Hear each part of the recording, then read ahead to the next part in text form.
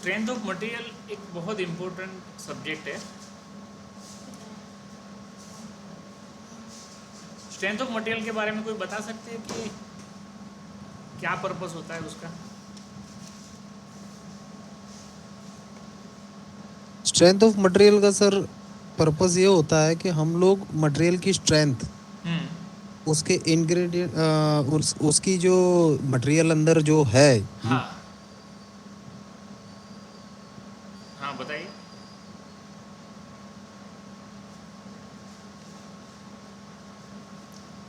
Hello.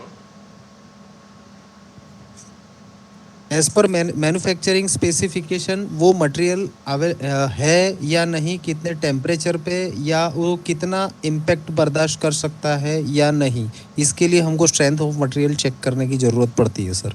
बराबर है, सही है। इसमें थोड़ा सा सर एलेबरेट करते हैं। एक टेस्ट भी मुझे पता है।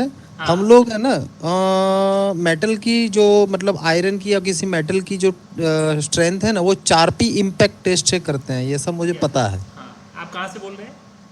सर मैं साबरमती से बोल रहा हूँ, मैं अच्छा एसएस साहब। साबरमती। ठीक है, कोई बात नहीं। जी अच्छा, सर। कार पे टेस्ट कराते हैं आप लोग? Yes sir. राइट। कौन से मटेरियल पे कराते हैं? सर हम लोग नहीं कराते हैं, ये मुझे याद है। अच्छा, याद है, राइट जैसे राइट। कोई मेटल होता है तो मेटल का स्ट्रेंथ जो है तो वो 4P इम्पैक्ट टेस्ट नाम का कोई टेस्ट होता है, तो एक्चुअली क्या उससे वो होता है, मेटल को। एक पेंडुलम होता है, जैसे अपना घड़ी हाँ में होता है ना पेंडुलम, इस टाइप का। हाँ हाँ उसमें जो भी स्पेसिमेन होता है उसके ऊपर नॉच बनाया जाता है। तो वो नॉच बना के, जैसे मान लीजिए आपके पास कोई मटेरियल आया है, जैसे स्टील की प्लेट आई है सपोज मान लीजिए, तो उस पर स्पेसिफिकली पर्टिकुलर आईएस के अकॉर्डिंग उस सैंपल उसमें से निकाला जाता है, बनाया जाता है उसके अकॉर्डिंग। और वो पेंडुलम होता है, तो जो टेस्टिंग मशीन होता है वो उसको छोड़ दिया जाता है ऊपर से, और अपने आप जैसे गिरता है और वो जो नॉच होती है उसको स्ट्राइक करता है। और स्ट्राइक करता है उसी टाइम उसका जो जो मेज़रमेंट आता है, रीडिंग, वो ले लिया जाता है। वो उसकी एक फॉर्मूला होती है, उससे आपको इम्पैक्ट स्ट्रेंथ पता चलती है। तो स्ट्रेस और स्ट्रेन दोनों भी चेक किया जाता है। दोनों दोनों चेक किया जाता है, तो इम्पैक्ट स्ट्रेंथ आपकी उस टाइम पे मिलती है। तो स्ट्रेंथ ऑफ मटेरियल बेसिकली तो कोई भी, जैसे आपको कोई लोड दिया जाता है, एबिलिटी होती है मटेरियल की लोड को विस्टैंड करने की जो क्षमता होती है, तो वही स्ट्रेंथ ऑफ मटेरियल है।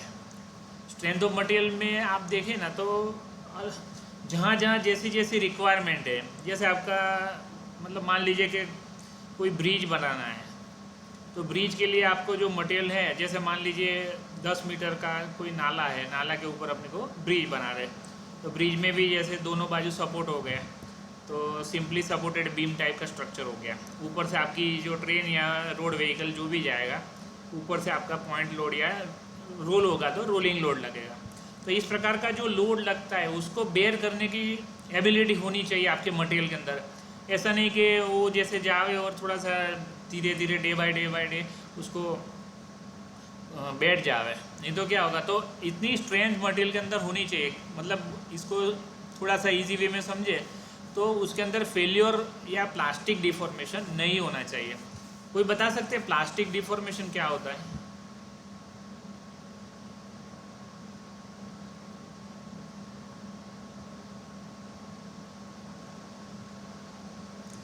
इलास्टिक डिफॉर्मेशन और प्लास्टिक डिफॉर्मेशन दो वर्ड है।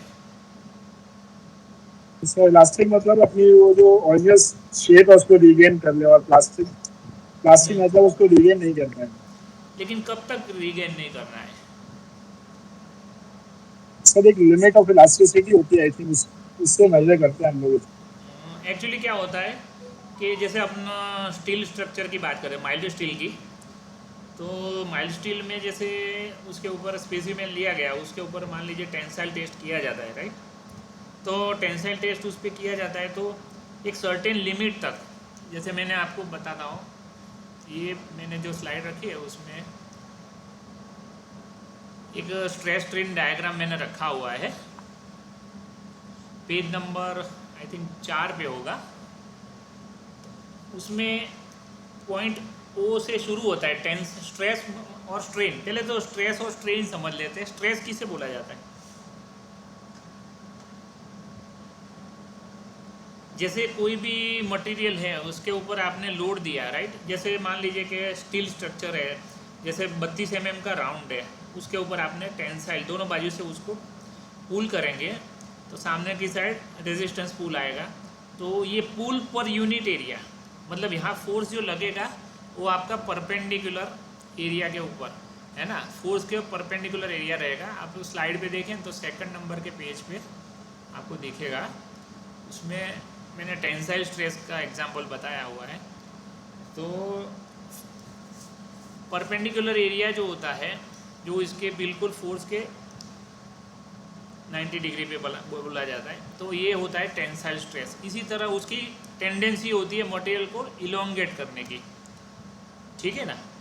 इसी तरह कॉम्प्रेसिव स्ट्रेस होता है, इसकी टेंडेंसी होती है मटेरियल को, मतलब लेंथ है मान लीजिए 100 mm लेंथ है तो उसकी लेंथ रिड्यूस करके 98, 99 लाइक दैट, मतलब इससे डायमीटर बढ़ेगा और लेंथ कम होगी। तो इस प्रकार का स्ट्रेस हो गया आपका कॉम्प्रेसिव स्ट्रेस, ठीक है। अब मैं आपको ओरिजिनल पॉइंट पे आता हूँ। इसके नीचे मैंने स्ट्रेस स्ट्रेन डायग्राम बताया हुआ है, उसमें यही है कि एक सर्टेन लिमिट तक स्ट्रेस जो होता है वो सर्टेन लिमिट तक, जैसे आपने किसी मटेरियल को लोड दिया तो उसके अंदर डिफॉर्मेशन स्टार्ट होगा, ठीक है। वो आपने लोड बढ़ाते गए, डिफॉर्मेशन स्टार्ट होगा, बढ़ता गया। एक सर्टेन लिमिट आएगी, वहाँ तक आपने उसको लोड दिया और आपने वो लोड रिमूव कर दिया तो मटेरियल आपका ओरिजिनल डायमेंशन रिगेन कर लेगा, ठीक है ना, क्लियर। आपको एक सर्टेन पॉइंट तक आपको लोड वो बेयर करेगा, वहाँ से आपने अगर लोड रिमूव कर दिया, उसी लोड रिमूव करने के बाद वो अपने ओरिजिनल डायमेंशन प्राप्त कर लेगा। इसी को बोलते हैं प्रोपोर्शनल लिमिट, या यहाँ तक आपका स्ट्रेस और स्ट्रेन है ना डायरेक्टली प्रोपोर्शनल होता है, मतलब जितना लोड आप बढ़ाते जाएंगे लेंथ उतनी बढ़ती जाएगी अप टू दिस पॉइंट, ठीक है। तो इसी को इलास्टिक लिमिट बोलते हैं। इससे जस्ट आगे आपको स्ट्रेस स्ट्रेन डायरेक्टली प्रोपोर्शनल नहीं रहेगा, लेकिन वो पॉइंट जो है वहाँ से आपका डिफॉर्मेशन स्टार्ट हो जाएगा, जो मैंने यहाँ बी से बताया हुआ है। तो वो डिफॉर्मेशन स्टार्ट होगा, इसी को मतलब जैसे वहाँ उसके बाद आपने लोड दिया तो वो अपना ओरिजिनल डायमेंशन रिगेन नहीं करेगा। तो ओरिजिनल डायमेंशन जो रिगेन नहीं करेगा उसी को आप बोलते हैं प्लास्टिक स्ट्रेन, और ओरिजिनल डायमेंशन रिगेन कर लेता है उसको बोलते हैं इलास्टिक लिमिट, ठीक है। Right sir, right. हाँ, इसमें कुछ आपको मैं एक चीज़ और बताना चाहता हूँ। जैसे स्ट्रेंथ ऑफ मटेरियल में बेसिकली मैकेनिकल साइड का वर्क होता है ज़्यादातर और सिविल साइड का वर्क होता है। सिविल साइड में जैसे मैंने अभी आपको एग्जांपल दिया ब्रिजेस वगैरह का, और मैकेनिकल साइड में देखें तो कोई भी मशीन के स्ट्रक्चर होते हैं, या उसमें भी आप देखें तो एक प्रकार के वो भी बीम होते हैं, तो उसमें भी अलग अलग प्रकार के लोडिंग लगते हैं, ठीक है ना। तो हर एक जगह उसकी अलग अलग एप्लीकेशन है। जैसे आप मान लीजिए कि ग्राउंड कनेक्शन का है, तो ग्राउंड कनेक्शन अपना पॉइंट मशीन में जो यूज़ होता है उसमें देखिए तो आप पॉइंट मशीन से जैसे आप स्विच रेल को मूव करते हैं तो एक टाइम पे उसको जो टेंशन लगता है तब जाके वो मूव होती है, राइट। तो उस टाइम पे उसको झटका लगता है तो टेंशन आता है, तो यही है टेंसाइल स्ट्रेस, ठीक है ना। और स्ट्रेन का सर? स्ट्रेन में बताता हूँ। स्ट्रेन में जैसे आप मान लीजिए कि 50 mm लंबा आपका सलिया है कोई भी एक, और 20 mm का डायमीटर है। चलिए 50 की जगह 100 mm का सलिया ले लीजिए, 20 mm का डायमीटर है। आपने उसको P फोर्स से स्ट्रेच किया, और स्ट्रेच करने के टाइम पे वो एक्सटेंड होना चालू हो जाएगा अप टू इलास्टिक लिमिट। वो एक्सटेंड किया, वो अपना लोड छोड़ दिया, मतलब रिमूव कर दिया, it will regain its original shape and size. बस उसके बाद में भी आपने खींचा तो डिफॉर्मेशन, परमानेंट डिफॉर्मेशन जिसको प्लास्टिक डिफॉर्मेशन स्टेज बोलते हैं, वो स्टार्ट हो जाएगा। अब होगा क्या, जैसे मान लीजिए आपका 100 mm का सलिया है जिसका 20 mm डायमीटर है, मैं माइल्ड स्टील की बात कर रहा हूँ सपोज, तो 100 mm की जगह आपने खींचा तो लोड बढ़ाते गए, मतलब स्ट्रेस बढ़ता गया। तो लोड बढ़ाते बढ़ाते एक टाइम ऐसा आया कि उसकी लेंथ, आपने फाइनल लोड आ गया कि भाई चलो इससे ज़्यादा मुझे वर्क नहीं चाहिए। उस टाइम पे आपने मेज़र किया, वो अपना डायमेंशन रिगेन नहीं किया, लेकिन वो 100 mm की जगह हो गया 102 mm। तो ये जो लेंथ में जो बढ़ोतरी हुई 2 mm की, उसे बोलते हैं डेल्टा एल। ठीक है, तो 2 mm का आपका बढ़ोतरी डिवाइडेड बाय आपकी ओरिजिनल लेंथ आपकी 100 mm की थी। ठीक है ना, तो इसी को बोलते हैं, इसका रेशियो होता है, उसी को स्ट्रेन बोलते हैं। स्ट्रेन का कोई यूनिट नहीं होता है, लेकिन एक अंडरस्टैंड करने के लिए चीज़, मतलब समझने लायक चीज़ है कि स्ट्रेस और स्ट्रेन का रिलेशन है। तो स्ट्रेन समझ में आ गया ना, change in length divided by आपकी ओरिजिनल लेंथ। ठीक है ना, बोले स्ट्रेन में फोर्स एक तरफ से लग रहा है, स्ट्रेन में जैसे स्ट्रेस में आपने बताया था दोनों तरफ से फोर्स अप्लाई हो रहा है। नहीं, देखिए मेरी बात सुनिए, फोर्स दोनों तरफ से अप्लाई नहीं, एक तरफ से आप खींच रहे हो तो सामने रिएक्शन आएगा ना। Yes sir. हाँ, जैसे आपने मान लीजिए कि वॉल पे धक्का लगा रहे हैं, तो आप पुश कर रहे हैं, तो वॉल के अंदर से एक रेजिस्टेंस आएगा, दैट इज रिएक्शन। ठीक है ना, तो इसी को इक्वल एंड अपोजिट फोर्सेस बोला जाता है। बाकी लगता तो एक ही बाजू से है और दूसरा उसको अपोज करता है। ठीक है ना,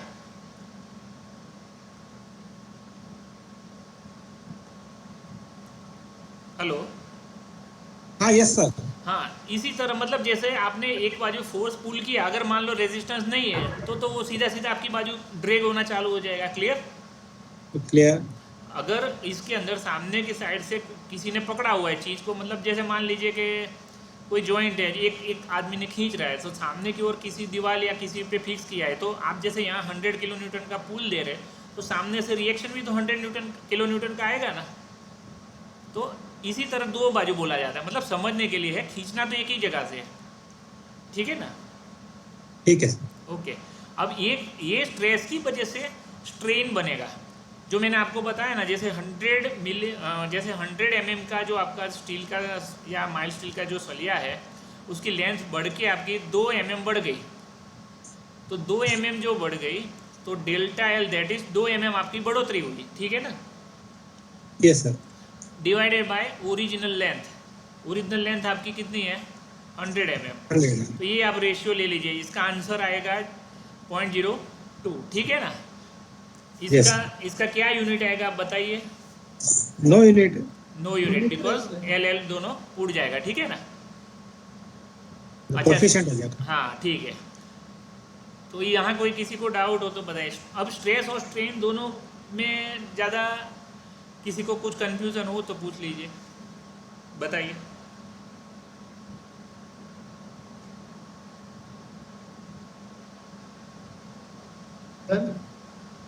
stress is a force. Stress मतलब force per unit area. Force per unit area. Unit area वो है जो आपके फोर्स को परपेंडिकुलर, में टेंसाइल और कॉम्प्रेशन की ही बात कर रहा हूँ, दोनों की।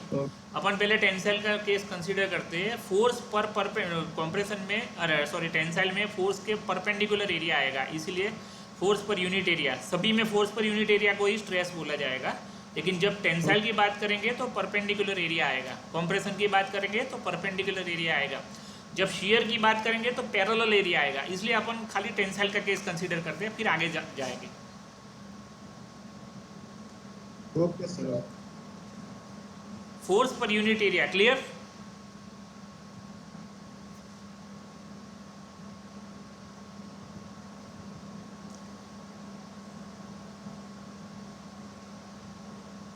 सर फुल हेलो, हाँ बताइए। स्क्रीन कर लीजिए sir hello, please.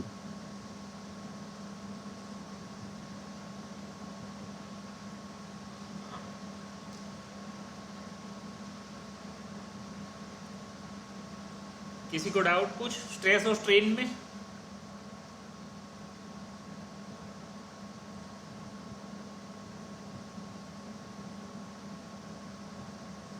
No sir, next से। ठीक है, चलिए आगे चलते हैं। अब इसको समझने में अपन थोड़ा आगे चलते हैं, इससे पहले थोड़ी सी प्रॉपर्टीज ऑफ मटेरियल समझ लेते हैं। ठीक है, मुझे कौन बता सकता है डक्टिलिटी क्या होती है?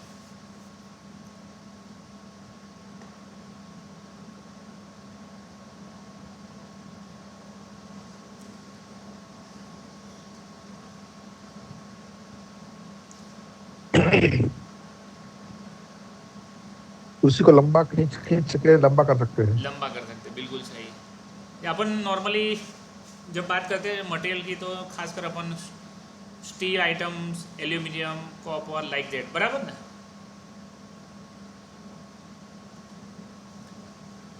एबिलिटी है ये मटेरियल की जिससे वो लंबे वायर में कन्वर्ट हो सके। जैसे मान लीजिए आपने कॉपर का सलिया है 10 mm डायमीटर का, आपको उसमें से पतला वायर बनाना है, जैसे मोटर वाइंडिंग के लिए मान लीजिए कि 10 गेज का, 15 गेज, 18 गेज का वायर बनाना है। तो उसके लिए आपने कभी प्लांट देखे हो तो वायर ड्राइंग ऑपरेशंस होते हैं। वायर ड्राइंग में क्या होता है, इस सलिए को खींचा जाता है।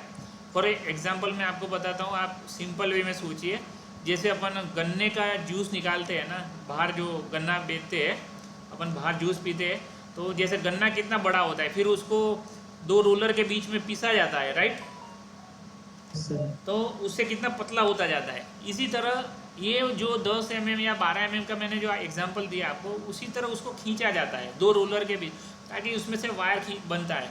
वो खींचते खींचते मतलब ये कंटिन्यूस एक यूनिफॉर्म वायर बने तब तक उसको खींचा जाता है। अलग अलग स्टेज आता है, एक साथ नहीं बन जाता है, लेकिन अलग अलग स्टेज में बनता है। पूरा इसका एक बॉबिन तैयार होता है। जैसे अपन मोटर वाइंडिंग करते हैं तो पूरा आप देखे होंगे कि पूरा बॉबिन आता है, जैसे 1000 मीटर का, 500 मीटर का, लाइक दैट। Clear sir? एक क्वेश्चन था। हाँ बताइए।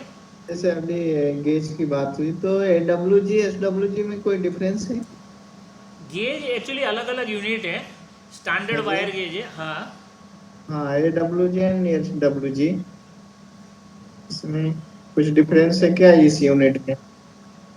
एक्चुअली क्या, गेज सिस्टम नॉर्मली अभी क्या अपने यहाँ तो मिलीमीटर वाला सिस्टम हो गया है, फिर भी अगर इसमें ज़्यादा डिटेल में आपको चाहिए तो मैं थोड़ा सा बता दूंगा आपको बाद में, ठीक है ना। SWG मतलब ये जो शीट मेटल वगैरह में स्टैंडर्ड वायर गेज बोलते हैं। जैसे आपका वायर है तो आपने जैसे कोई मटेरियल परचेस कर रहे हैं तो 18 गेज, 20 गेज, गेज का और मिलीमीटर का एक इनवर्स रिलेशन टाइप का है जो पुराने सिस्टम में चलता था अपने। जैसे अभी आप बोलते हैं ना ड्रिल करते हैं, जैसे आप मान लीजिए कि 3.25 या ऐसा कोई ड्रिल है, तो जैसे मान लीजिए उसको ब्रिटिश सिस्टम में उसको 1/8 का ड्रिल बोलते थे, ठीक है ना। 1/8 के बाद आता था 3/8, 3/8 के बाद आता था 5/8, इस तरह की एक सिस्टम चलती थी। अपने बाद में जब मैट्रिक सिस्टम इंट्रोड्यूस हुआ तो मैट्रिक सिस्टम में फिर ये इंच वाली सिस्टम चली गई, लेकिन अपने अभी भी जो मार्केट में दोनों सिस्टम प्रिवेलेंट है। मतलब अभी ज़्यादातर लोग मैट्रिक पे स्विच ओवर हो गए, लेकिन फिर भी कुछ जगह अभी भी इंच के काम हो रहे हैं, यस सर। ठीक है ना। तो ये gauge standard wire gauge SWG एक आप देखें तो एक सर्कुलर डिस्क टाइप का आता है, उसमें आपका जो वायर आता है, जैसे मान लीजिए आपने कोई वायर परचेज किया, आपने मोटर वाइंडिंग का कुछ काम है या मोटर रिपेयरिंग का काम है, लाइक दैट कहीं भी आपने कुछ वायर जैसा परचेज किया। जैसे मान लीजिए हम लोग यहाँ शीट परचेज करते हैं, ठीक है ना, जैसे 3.15 mm की शीट आती है, तो हमारे पास उसका गेज है, उस गेज में डाल देंगे। एक्चुअली गेज का फ़ायदा क्या होता है कि आपने जैसे मान लीजिए 100 शीटें चेक करनी है, अब हर जगह आप माइक्रोमीटर से शीट की थिकनेस चेक करना एक स्किल है, लेकिन वो हर आदमी को नहीं समझ में आएगा। तो जैसे अनस्किल्ड या सेमी स्किल्ड जैसे स्टाफ को कराना है उससे, तो आप क्या करेंगे, वो गेज है, गेज में स्लॉट दिया हुआ है और उसकी साइज़ लिखी हुई है, वो शीट अगर वो साइज़ की है तो उसमें अलाउ करेगी, ठीक है ना। Yes sir. अगर उससे पतली है ना तो मतलब जैसे वो डग मारेगी, जैसे बताएगी, मतलब वो गैप रहेगी, आपको दिखेगी, आपका गेज और शीट के बीच में गैप दिखेगी, और टाइट है तो वो गेज को अंदर अलाउ ही नहीं करेगा, ठीक है ना। यस। तो इस तरह का होता है। अभी कुछ क्वेश्चन होता है आप बताइए ड्राइंग डक्टिलिटी के बारे में।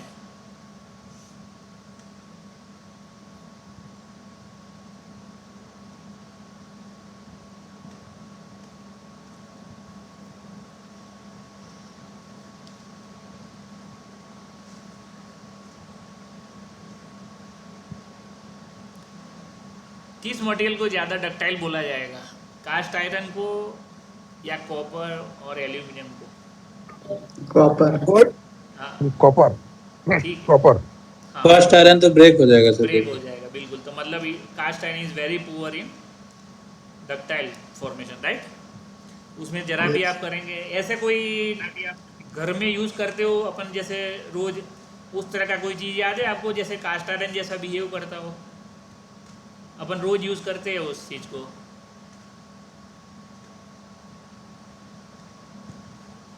उसको भी अगर खींचने की कोशिश की तो टूट जाएगा।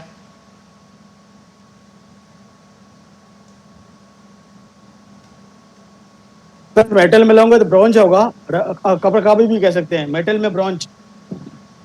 ब्रॉन्ज जैसे अगर इसमें कास्टिंग वाली प्रॉपर्टी है तो हो सकता है, लेकिन अपन रोज यूज़ करने वाली चीज़ है, मतलब डेली यूज़ करते हैं अपन। मैं एक एग्जांपल देता हूँ, सोसर है ना अपनी जो चाय पीते हैं, सर कपड़ा का भी, हाँ कपड़ा का भी, बिल्कुल सही। सोसर में भी आप देखिए ज़्यादा वो करने जाए तो ये तो ठीक है अपन रिस्क नहीं लेते, लेकिन इमीडिएटली ब्रेक हो जाएगा। उसमें भी ये कास्ट आयरन वाली प्रॉपर्टीज ही है। और एक चीज़ मैं आपको क्लियर बता रहा हूँ, डक्टाइल मटेरियल का जो फ्रैक्चर होता है, मान लीजिए जैसे आपने वायर ड्राइंग किया तो एक सर्टेन लिमिट तक वायर आएगा जैसे, ठीक है ना, उसके बाद भी अगर आप खींचते गए तो वो पतला होकर ब्रेक हो जाएगा, ठीक है।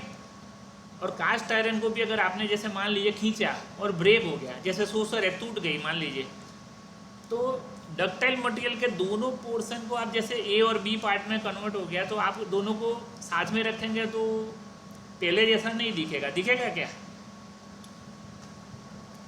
लेकिन कास्ट आयरन में ये है, या सोसर को आप देख लीजिए, मान लीजिए कांच की कोई आपके घर में फूलदानी है, फ्लावर बॉक्स मतलब टॉप पॉट टाइप का, जैसे कोई टूट गया, जैसे हाथ का जो हैंडल है वो, तो अपन ने कई बार फेविक्विक से चिपका देते हैं, तो उसमें उसके एक प्रॉपर्टी है कि उसका जो एरिया होता है, जो कॉन्टेक्ट एरिया एक दूसरे का, वो इस तरह का ही होता है, तो आपको वापस भी उसको कुछ चिपकाना हो तो फेविक्विक से चिपका सकते हैं। तो कास्ट आयरन में भी इसी प्रकार के फ्रैक्चर होते हैं। मैं एक्चुअली कहना ये चाहता हूँ कि दोनों के शेप ए और बी पोर्शन को पास में खाली भले मिलाना नहीं है, लेकिन रखे तो वो ओरिजिनल शेप जैसा दिखता है, जबकि डक्टाइल मटेरियल में आप नहीं देख पाते, ठीक है ना। Tiles means softness of material. Ductile मतलब एक मटेरियल की ऐसी प्रॉपर्टी है, सॉफ्टनेस ही आप बोलो, ताकि वो उसमें से आप वायर ड्राइंग ऑपरेशन कर सको, मतलब उससे से वायर बना सको आप।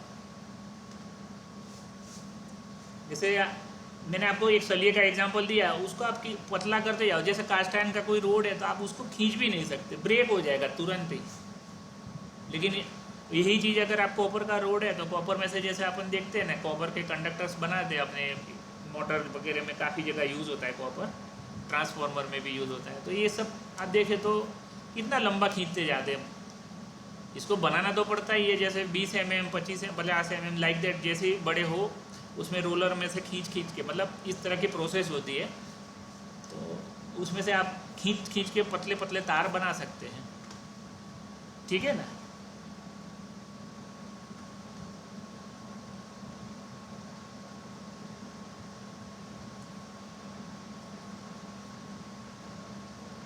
डक्टिलिटी में किसी को कुछ पूछना है?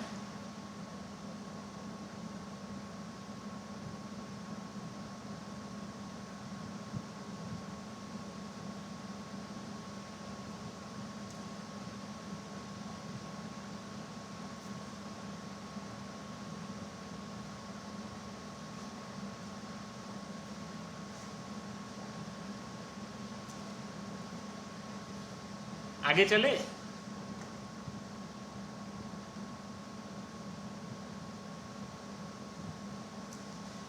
डक्टिलिटी में किसी को कोई डाउट?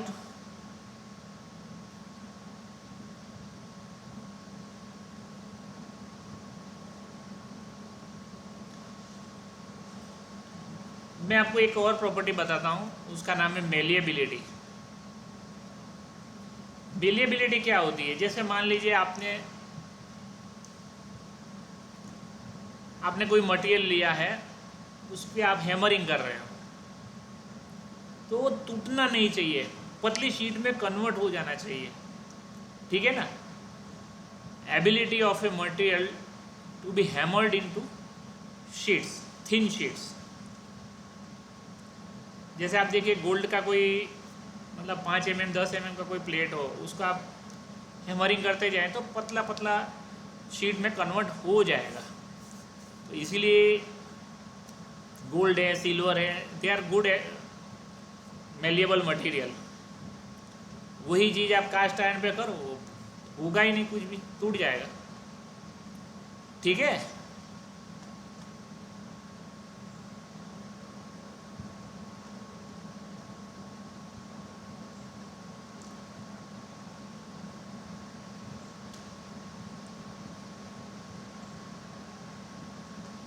मिलेबिलिटी समझ में आया? किसी को कुछ डाउट हो तो?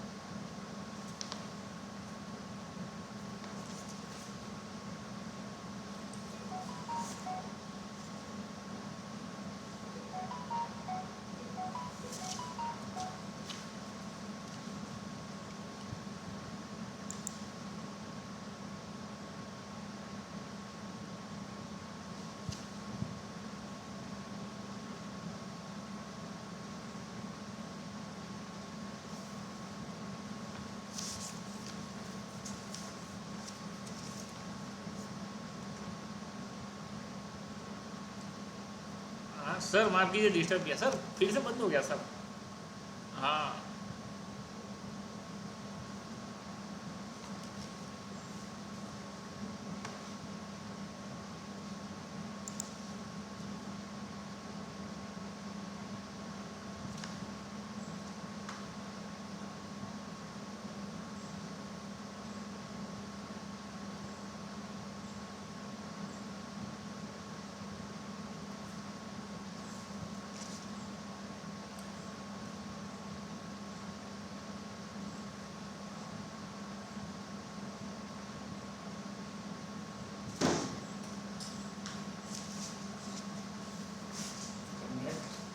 नेट इशू गया है नेट गया, अब नहीं आएगा। चलो अगर नेट गया है नहीं आएगा, आएगा वो आगे से ये है ना, यहाँ पर ये जब तक कंप्यूटर नहीं बोला है पिन गया, पिन तो सही है सर, पिन तो खाली नेट चलाएगा।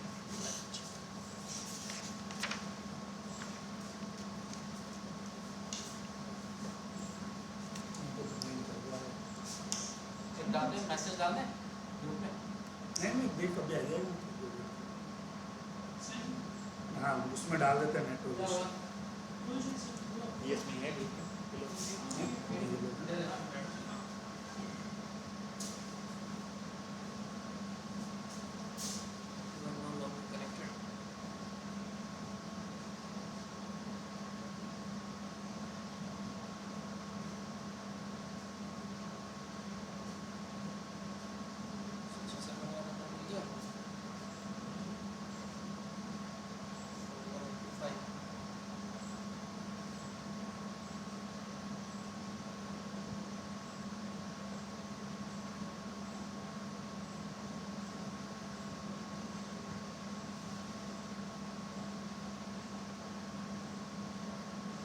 आ गया सर। हेलो ये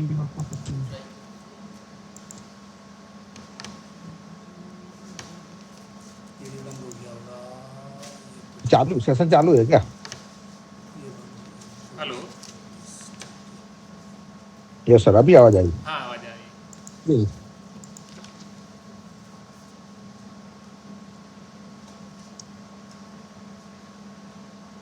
थोड़ा सा नेट इशू था।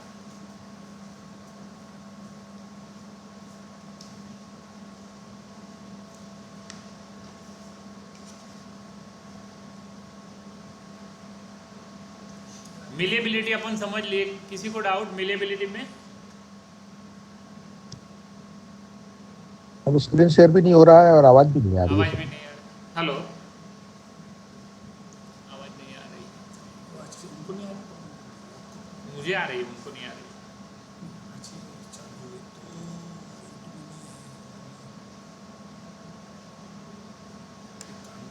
इसको हटा के दो।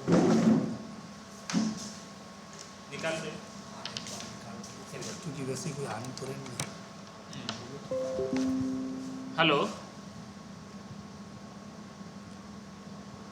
हेलो, आवाज़ आ रही है?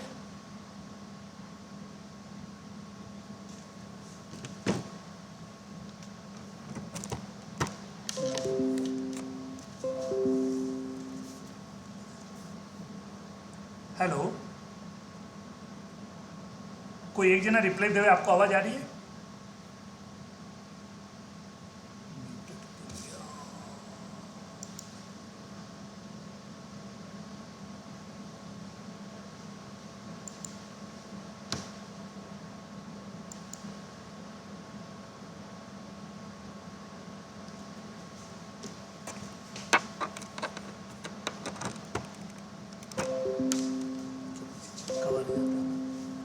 हेलो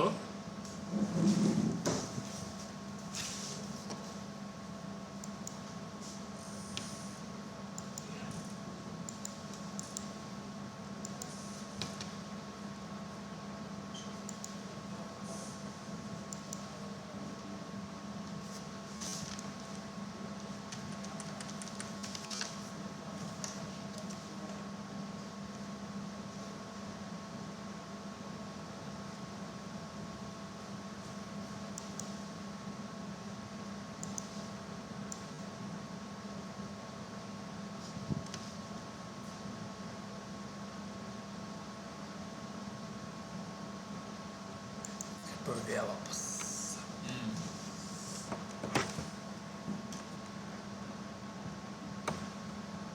पूजा में से आना पड़ा नहीं। पूजा का कोई नहीं, खाली हो तो बैठते हैं सब। क्लास होती तो क्लास में चले जाओगे, चले अभी का छुट्टी है ना, तो अच्छा। जाके छुट्टी लेके चले गए, तो राखी है तो सब लोग बैठ के खिलाओ दो। मैं दिख रहा हूँ या जो दूर आ छुट्टी है स्कूल में। नहीं, आज तो चालू है, कल छुट्टी थी, लेके आज ही चले गए। उस चक्कर में क्या है नहीं तो वो तो लेना ही पड़ता पूजा में, वो बैठते जिसकी क्लास में सही का होता है उसको लेने जाने। ये तो नहीं लेगा तो अपना तो काम को ही रहता है ना, छूटता थोड़ी इसके लिए। हाँ, सुबह 2 घंटा 1 घंटा जैसे होता है ना क्लास, जैसे सर से बोला हो गया फिर।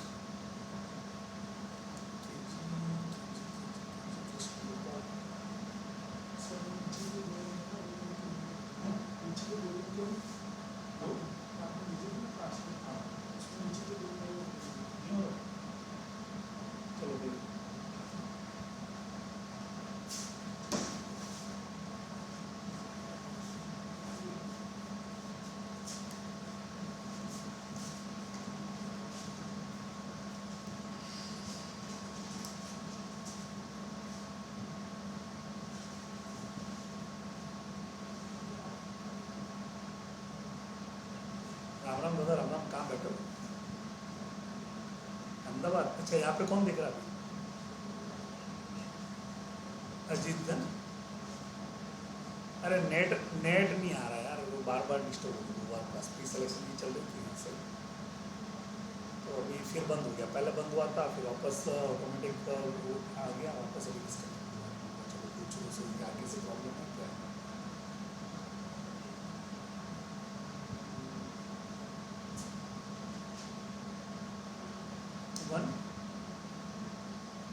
151 नहीं, मैं तो इधर हूँ अपना 2 नंबर में। सचिन जी यहाँ नहीं बैठते उस पर क्लास वहाँ से।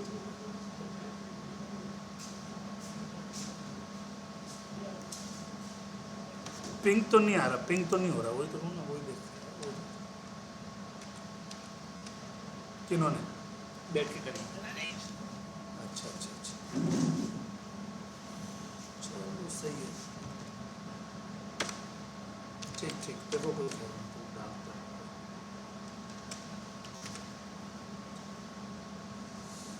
बोले यार पिंक तो हो रहा है, आगे से होगा, हमारा तो नहीं है। पिंक तो होगा यहाँ से सही होता है। नॉर्थ डॉट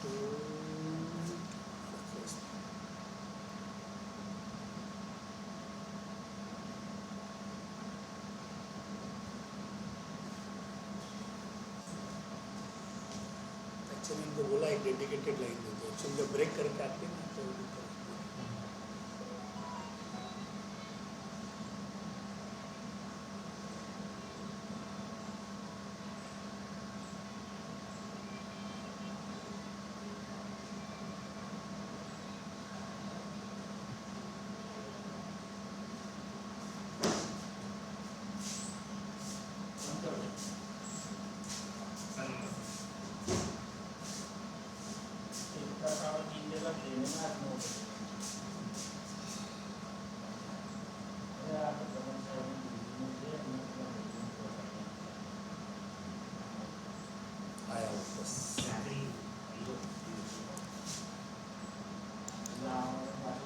हाँ हेलो। अरे कुछ नहीं यार, चलो कोई नहीं, अब आ गया चलो।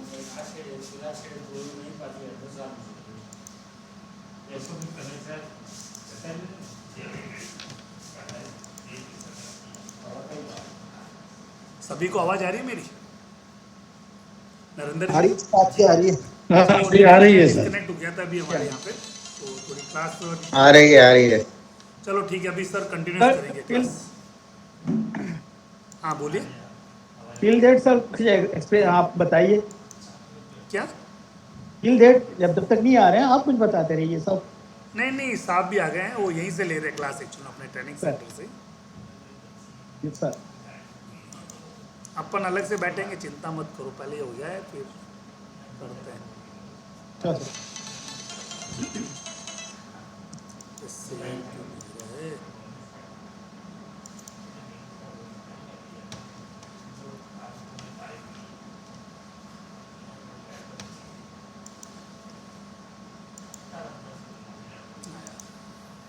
क्या हुआ?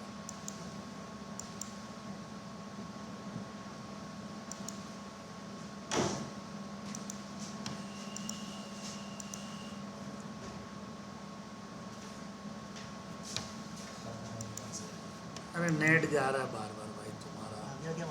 अब आ गया लेकिन अब स्क्रीन शेयर नहीं कर रहा है।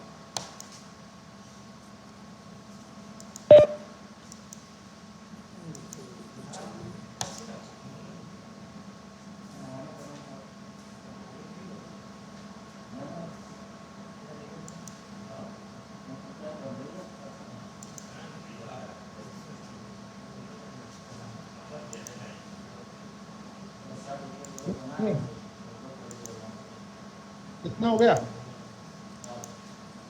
अरे एक मिनट, स्क्रीन शेयर नहीं हो रही है, नेट का इश्यू है शायद।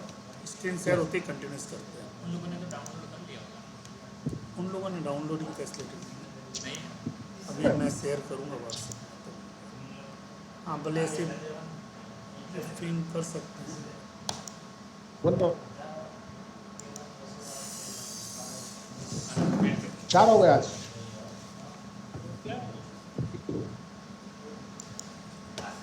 हो जाएगा इसको।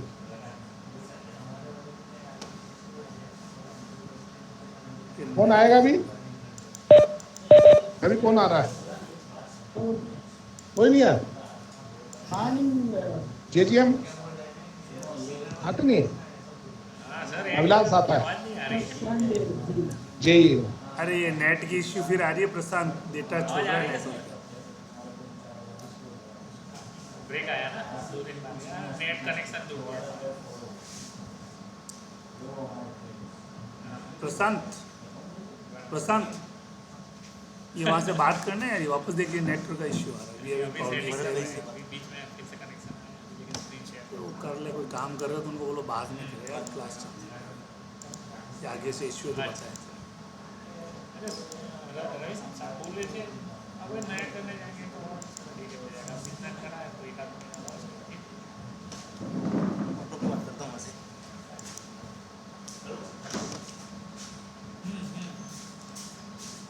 हाँ बिल्कुल। फिर से ये मन में आया तो नहीं होता। 2 तो है आपके पास, वेंडर्स ही 2 है।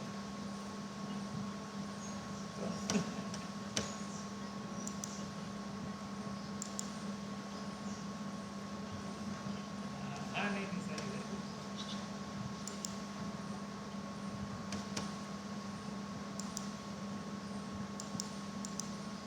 दूसरी बिल्डिंग वाले IP67 विदाउट मान के तो भी चल जाएगा, टेंशन नहीं, चालू करो तो।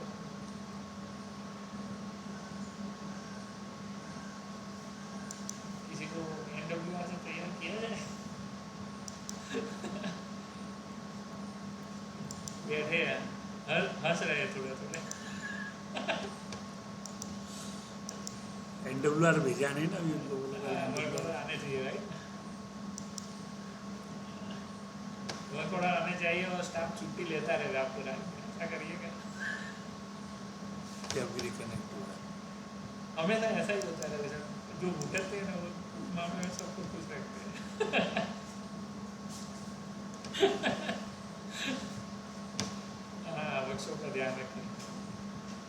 कंस्ट्रक्शन में काफी खराब हो गया।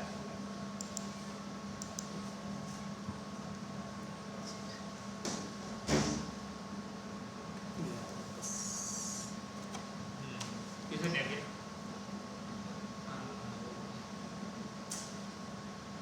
सही बात है। किसी अपने हाथ हाँ? सेंटर में, हाँ सेंटर में ही है। चिल्लर रूम में। हाँ वापस ये जो नेट का इशू है। भरत भाई वगैरह अरे जो भी हो उसको पास के बोल देंगे कुछ नहीं आएगा नहीं, ये तो इधर आ रहा है इनके यहाँ पे मटेरियल वाला स्टैंड मटेरियल वाला तो यहाँ कौन सी तुरंत आ जाए। अहमदाबाद तो बात करी कृष्ण वगैरह में केजी से बात करी कृष्ण एक्चुअली आप लोगों का टच छूट गया था नहीं करने के बाद। फर्स्ट ईयर में आता था। अपने अंदर चल रहा है अच्छा ये अलग है वापस तो ये कहाँ सा ये बी के नीचे है नहीं अभी याद है। और अपने वाले अपने आज तो 2 IS का पेज भी लगा के लाया। अगर वो तो एक तार गया ना अगर इधर से इधर कनेक्ट करना आपको भेजता हूँ मैं स्क्रीन। ये मोमेंट ऑफ इनर्शिया थोड़ा एलैबोरेट करके लाया हूँ अच्छी तरह। आज मेहनत के पूरा दिन मैंने कुछ काम नहीं किया, इसी की तैयारी की। वो नहीं बोलते अपन मेहनत करके जाते हैं और फिर ग्राउंड में जाते हैं तो बारिश आ जाती है। बारिश आ गई अपन ऐसा देखते 50-50 ओवर की मैच की जगह 20-20 चालू करता ओवर कम कर।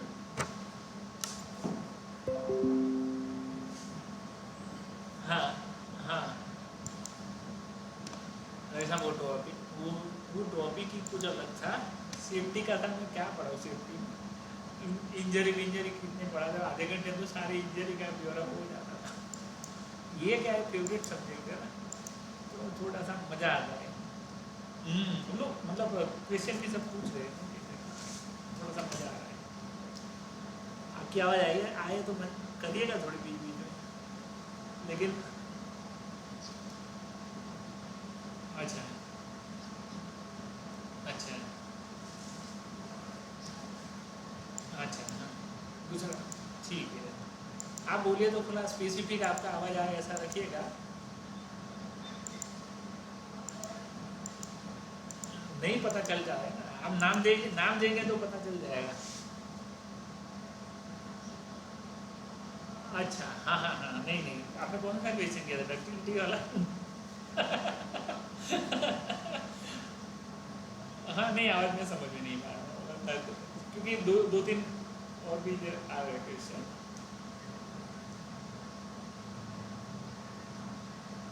तो गेज का क्वेश्चन किया था। SWG तो ठीक है, फिर दूसरा कौन सा गेज पूछा था? AWG या MWG मेरे को तो क्लियर नहीं समझने वाला।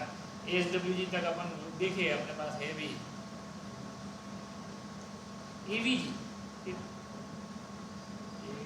AVG तो मैंने कहीं देखा भी नहीं। कौन सा गेज?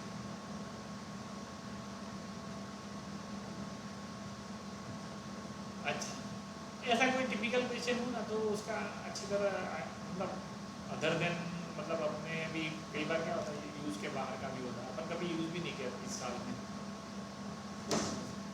नया कोई चीज़ नहीं आ रहा भाई वापस गया पेपर होता फिर है आता है जाता है अपना उधर आ रहा है कि नहीं? आपके पीसी पे देखा सर अभी नहीं आ रहा था। हाँ फिर बाबूजी के पीसी पे देखा तो आ रहा है।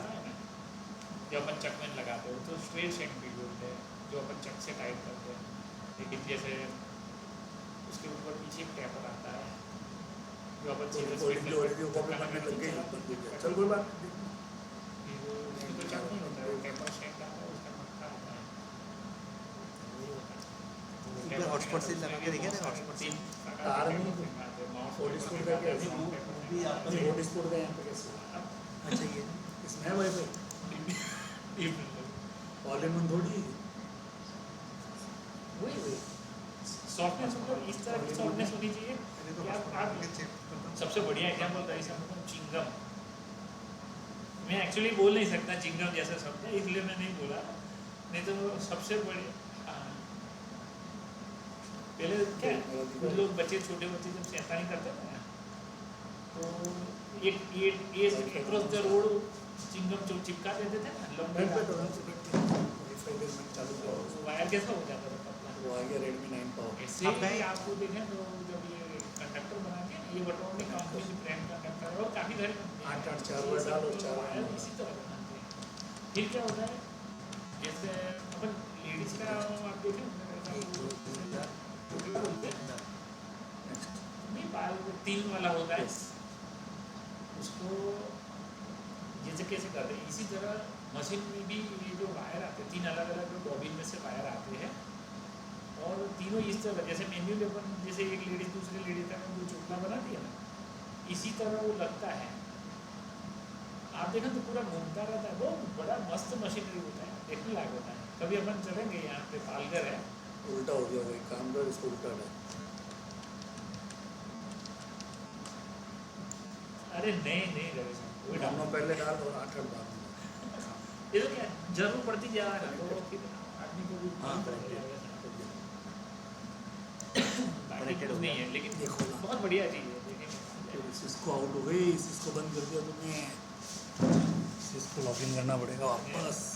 नेट आया है लेकिन उससे चला है आउट स्पोर्ट से। शेयरिंग आप लैपटॉप पे कर रहे हैं, आंखें खराब हो जाएगी। अभी क्या दूसरी शादी थोड़ी करनी है। है दादा, रवि साहब, क्या दूसरी शादी वादी करनी है क्या आपको? दूसरी शादी तो नहीं करनी है? हाँ, अरे क्या पता है, तो फिर क्यों आंखों की टेंशन ले रहे हो?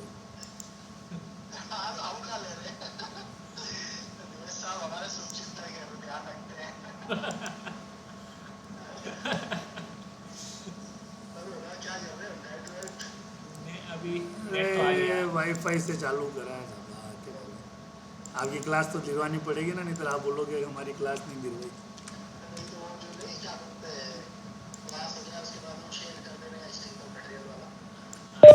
अभी आवाज आ रही सभी को? Welcome to. आ रहे हैं, ओके ओके। आ रही है आ रही सर।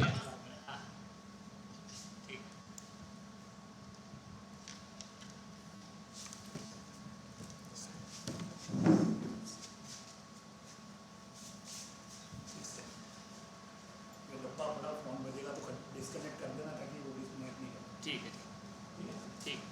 मतलब फोन बजेगा तो काट देना। सर में आपका नंबर है ना मेरे पास, नहीं नहीं, कोई क्या है, जरूर नहीं है ना, कोई जरूरत पड़ेगी, ये इससे चलता रहेगा ना। चलता रहेगा। बस ये फोन जब आएगा ना, वो डिस्कनेक्ट करेगा, फोन को फोन ही काट देना। ठीक है, कॉल काट दूंगा, कॉल को कोई बात नहीं। हाँ, थोड़ा सा नेट का इश्यू था। लास्ट अपन कहाँ तक पहुंचे, वेलिएबिलिटी पढ़ाया था। नहीं, डक्टिलिटी तो सर। अच्छा, डक्टिलिटी, राइट। डक्टिलिटी में किसी को डाउट था क्या? हाँ सर, हाँ बताइए, आगे आगे सर। आगे जाए। आगे मिलिएबिलिटी है। मिलिएबिलिटी में मतलब जैसे कोई मटेरियल है जिसके ऊपर आपने हैमरिंग किया, जैसे मान लीजिए 20 mm की कोई प्लेट है, उस पर आपने हैमरिंग किया। हैमरिंग करते हैं तो क्या होता है कि वो टूटने की भी संभावना रहती है, तो टूट नहीं जाए। और पतली शीट, जैसे 20 mm की प्लेट में से आप पतली चद्दर, मतलब चद्दर बोले तो शीट्स 2 mm की, 3 mm की, इस तरह की पतली शीट्स आप बना सकते हो। ऐसी एबिलिटी अगर उस मटेरियल में है तो it is more malleable material, ठीक है ना।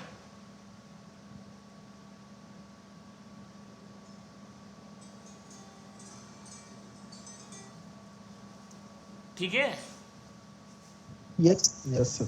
Means expansion of material. Expansion इस तरह से होना चाहिए कि आपका जो रप्चर नहीं होना चाहिए, जो जिसमें से आप हैमरिंग कर रहे हो जिसके ऊपर, उसका रप्चर नहीं होना चाहिए। और पतली शीट बढ़िया सी बननी चाहिए। जैसे अपने जैसे 3 mm का मान लीजिए गोल्ड की शीट है, उसको पतला करके अपन जैसे मान लीजिए कुछ बना रहा है गोल्ड का ही कोई ज्वेलरी टाइप का, तो उसको कैसे हैमरिंग करता है जो गोल्ड स्मिथ होता है वो, तो वो ब्रेक नहीं होता है। ब्रेक हो जाएगा तो आपका वो मटेरियल काम में नहीं आएगा, ठीक है ना। तो इसीलिए गोल्ड है, सिल्वर है, मतलब they are very good malleable material, ठीक है ना। सर ऑडियो क्लियर नहीं आ रहा है थोड़ा। ऑडियो क्लियर नहीं आ रहा है, एक्चुअली मोबाइल से किया है, नेट तो यहाँ है ही नहीं, रेलवे का थोड़ा सा इश्यू है। कट हो गया है, कट रहा है। अभी आवाज़ आ रही है क्लियर?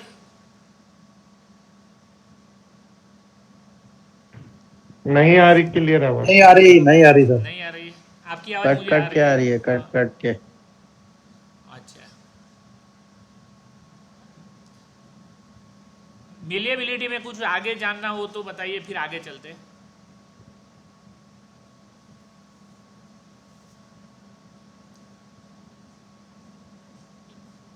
इलास्टिसिटी और प्लास्टिसिटी मैंने समझा सर दिया। आपकी आवाज प्रॉपर नहीं आ रही है। प्रॉपर नहीं आ रही है, मेरे पास वाईफाई। अभी आ रही है सर? हाँ ठीक आ रही है सर, चलेगा, बताइए सर। हाँ बताओ ना, ठीक है। इलास्टिसिटी और प्लास्टिसिटी मैंने आगे ही बता दिया, उसमें कुछ डाउट?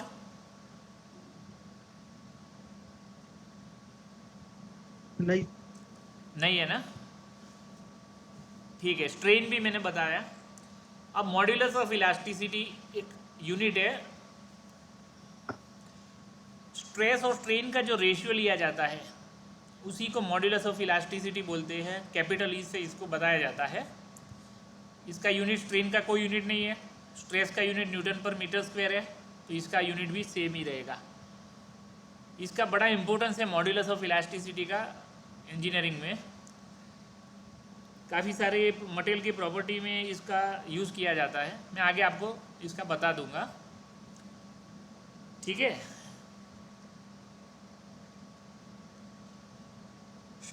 टाइप्स ऑफ स्ट्रेस मैंने आगे आपको बोला था। स्ट्रेसिस में अपन बेसिकली अभी तो यहाँ 3 ही स्ट्रेस देखते हैं। सबसे पहले टेंसाइल टेस्ट स्ट्रेस है, तो टेंसाइल स्ट्रेस में फोर्स पर एरिया, मतलब पी आपका जो पूल है वो, और ए एरिया जो लिया जाता है वो क्रॉस सेक्शनल एरिया जो है वो आपका perpendicular to the applied force, इसी को टेंसाइल फोर्स टेंसाइल स्ट्रेस बोला जाता है, ठीक है। इसकी टेंडेंसी ये रहेगी, आपका जो माइल्ड स्टील या जो भी मटेरियल है आपका मेटल का, उसको इलोंगेट करने की वो कोशिश करेगा, ठीक है ना। लेकिन कास्ट आयरन है, उस पर अगर टेंसाइल स्ट्रेस लगाया जाएगा तो वो इलोंगेट नहीं होगा, उसकी जगह क्या हो जाएगा, फ्रैक्चर हो जाएगा, ब्रेक हो जाएगा। इसलिए cast iron is very poor in tension. Compression property उसकी बहुत अच्छी है, ठीक है ना। कंप्रेशन में भी वही है, फोर्स पर यूनिट एरिया, यहाँ परपेंडिकुलर एरिया रहेगा, पी आपका फोर्स रहेगा। यहाँ डायमीटर की साइज है, लेंथ कम हो जाएगी, जैसे 100 थी तो यहाँ 98, मान लीजिए 2 mm रिड्यूस हो रही है लेंथ। मीनवाइल आपका डायमीटर जैसे 20 mm का था, उसकी जगह 20.02 हो जाएगा, 20.05 हो जाएगा, लाइक दैट। तो diameter is has been increased in compression, ठीक है ना। आवाज आ रही है? हेलो रवि सर, आवाज आ रही है? आ रही है सर, आ रही है। ओके, थोड़ा सा आप बताते रहिए क्योंकि यहाँ बीच बीच में इशू रहेगा, ठीक है सर।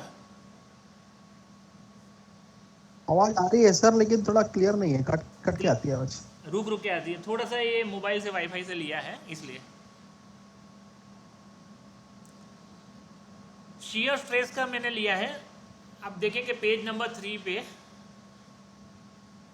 एक प्लेट है, उसको दूसरी प्लेट के साथ, कवर प्लेट है, उसके साथ रिवेट से जॉइंट किया गया है। जैसे इंजीनियरिंग वर्कशॉप है अपना बाजू में, यहाँ पे जैसे स्ट्रक्चरल वर्क होता है गर्डर वगैरह का, वहाँ पे भी इस तरह की रिवेटिंग का काम किया जाता है।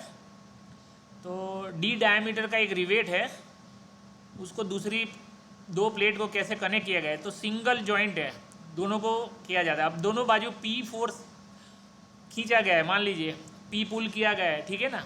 तो रिवेट का जो डी लिखा हुआ है ना उसके नीचे एक वाइट लाइन बताई हुई है, दिख रही है आपको? सर आवाज इज टोटली डिटोरेटेड। साहब आवाज नहीं आ रही, आवाज नहीं आ रही बिल्कुल। आवाज समझ नहीं आ रही सर। अच्छा, थोड़ा सा अभी क्लियर आ रहा है?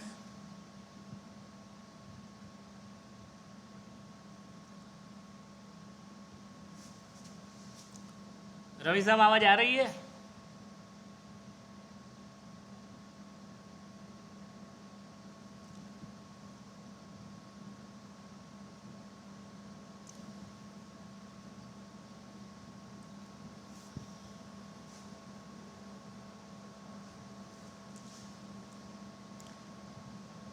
अभी थोड़ा सा इम्प्रूवमेंट हुआ?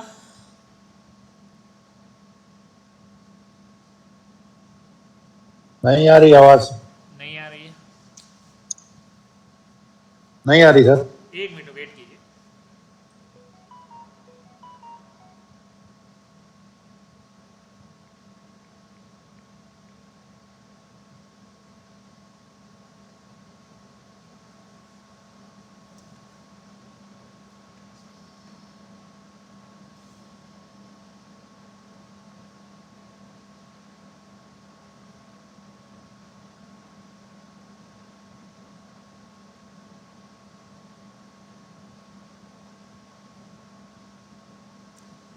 प्रशांत, प्रशांत नहीं आ रही, इसमें भी प्रॉब्लम आ रहा है, बीच बीच में आवाज का इशू आ रहा है। आ जाओ जरा।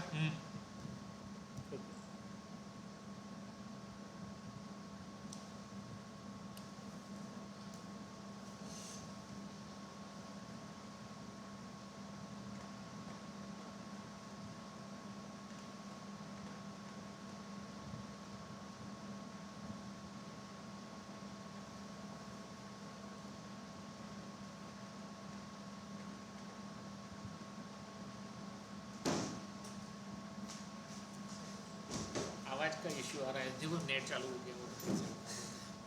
नेट तो चल ही रहा है सर, नेट चल ही रहा है। नहीं, वाईफाई नहीं है रेलवे वाला। अच्छा रेलवे वाला।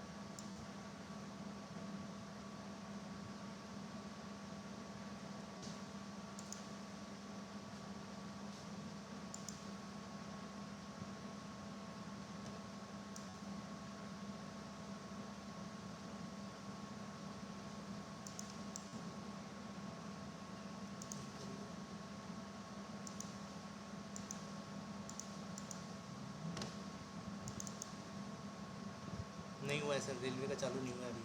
फिर से मोबाइल का नहीं हुआ ना? टाइम आउट दिखा रहा है।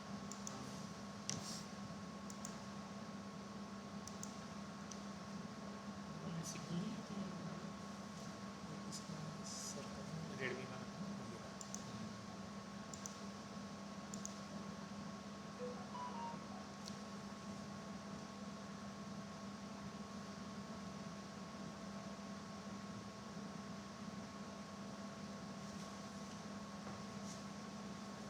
अभी इनका पूछताछ कर रहे हैं वो अहमदाबाद में, साबरमती डीकेबी वाले कनेक्टेड हो गया। अच्छा,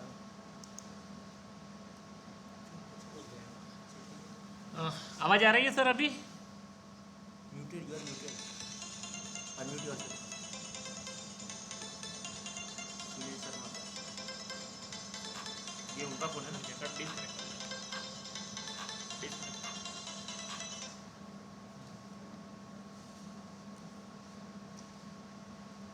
ये तो है ना म्यूट का। अच्छा चालू है। हेलो, सर जी सर, आवाज आ रही है सर अभी? अभी बढ़िया आ रही। ठीक है सर। ये मैंने दबाया नहीं कुछ। अपन ने कॉम्प्रेशन और टेंशन दोनों देखा, इसी तरह अपन शियर स्ट्रेस की डिस्कशन कर रहे हैं, ठीक है सर? Yes sir. यहाँ पे जो बताइए पेज नंबर 3 पे, उसमें शियर स्ट्रेस जैसे दो प्लेट है, दोनों को कनेक्ट किया गया है रिवेट से। ये बॉल टाइप का रिवेट आता है जिसका हेड पर गोला जैसा होता है, दूसरी बाजू उसको हैमरिंग करके रिवेटिंग गन से दबा के उसको रिवेटिंग बनाया जाता है, मतलब उस तरह का बॉल बनाया जाता है। तो दोनों बाजू आपका राउंड सेक्शन हो जाएगा, जिसमें फिगर में शो किया हुआ है। अब होता क्या है कि जैसे पी पूल अपन ने जो दिया, फोर्स दिया, तो ये रिवेट पे दोनों प्लेट अलग अलग है, दोनों प्लेटों को कनेक्ट किया गया है। जैसे ही आपने पी पूल दिया, अगर रिवेट कमज़ोर है तो रिवेट का शियरिंग होगा, दोनों प्लेट अलग अलग हो जाएगी, ऊपर की और नीचे की दोनों plate. Clear sir?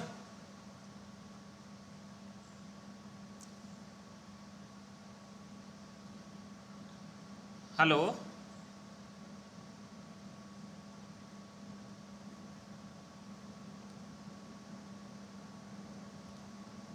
Hello sir,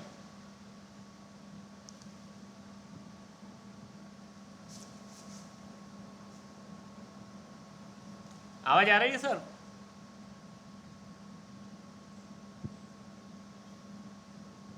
नहीं आ रही सर आवाज। फिर से चलेगी? कट रही है सर। अच्छा,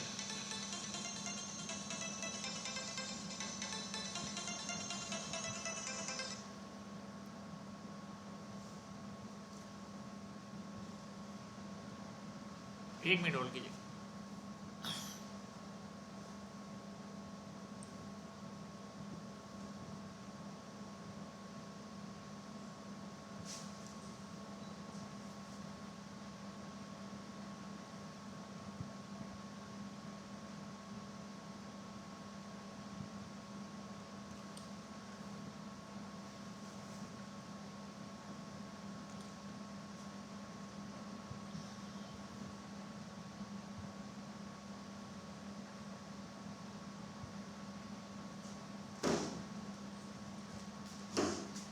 आवाज नहीं आ रही थी।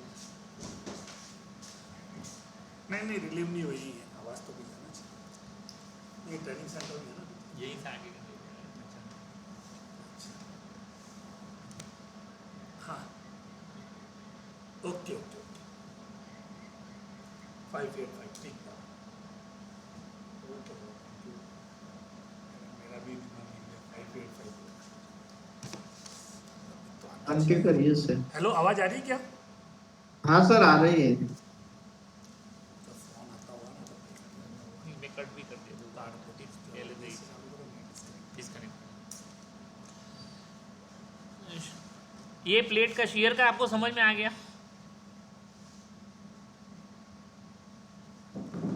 सर रिपीट करिए, उस टाइम आवाज देखिए, सही नहीं था। हाँ अभी आपको क्लियर आया। जैसे ही आवाज़ ना आवे तो आप बता दीजिएगा तुरंत। नहीं अभी आवाज बिल्कुल सही आ रहा है। सही आ रही है एक बार ना? रिपीट कर। देखिए सर, ये क्या है, जैसे कोई बड़ी सी दो प्लेट है, दो प्लेटों को किस तरह से कनेक्ट किया है, तो डी डायमीटर के रिवेट है, जिसका ऊपर का और नीचे का दोनों हेड है। एक बाजू गोला होता है, दूसरी बाजू इसको फॉर्जिंग किया जाता है। फॉर्जिंग करने के बाद रिवेटिंग गन से उसको मतलब रिवेटिंग हैमर से उसको राउंड शेप दिया जाता है, ताकि दोनों प्लेट परमानेंटली ज्वाइंट हो जाए। ठीक है सर? Hello, yes sir. आप बताते रहिए ताकि मुझे ऐसा लगे कि आवाज़ आ रही है। ठीक है ना? आपका आवाज आ रही है, जब नहीं आएगा हम लोग बताएंगे, नहीं तो ओके, डिस्टर्ब हो ठीक है। जाएगा इन ऑडियो। ठीक है सर। अब यहाँ पे जो आप पी पुल दे रहे हैं, उसमें रिवेट के जो ड्राइंग है उसमें डी लिखा हुआ है, उसके नीचे एक सफ़ेद लाइन बताई हुई है। वहाँ से मान लीजिए कि रिवेट कमज़ोर है और पी पुल देने के बाद रिवेट का फ्रैक्चर हो गया, तो वो फ्रैक्चर का एरिया है वो पी पुल के पैरेलल रहेगा। इसीलिए शियर में आपका जो एरिया है, resisting area is parallel to the applied force. तो जो एरिया है वो π/4 d² रहेगा।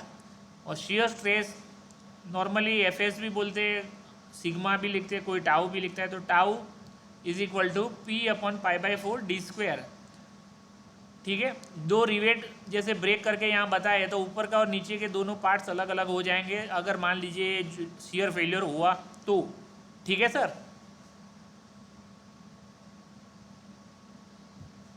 Okay sir, okay sir. Yes sir, yes sir.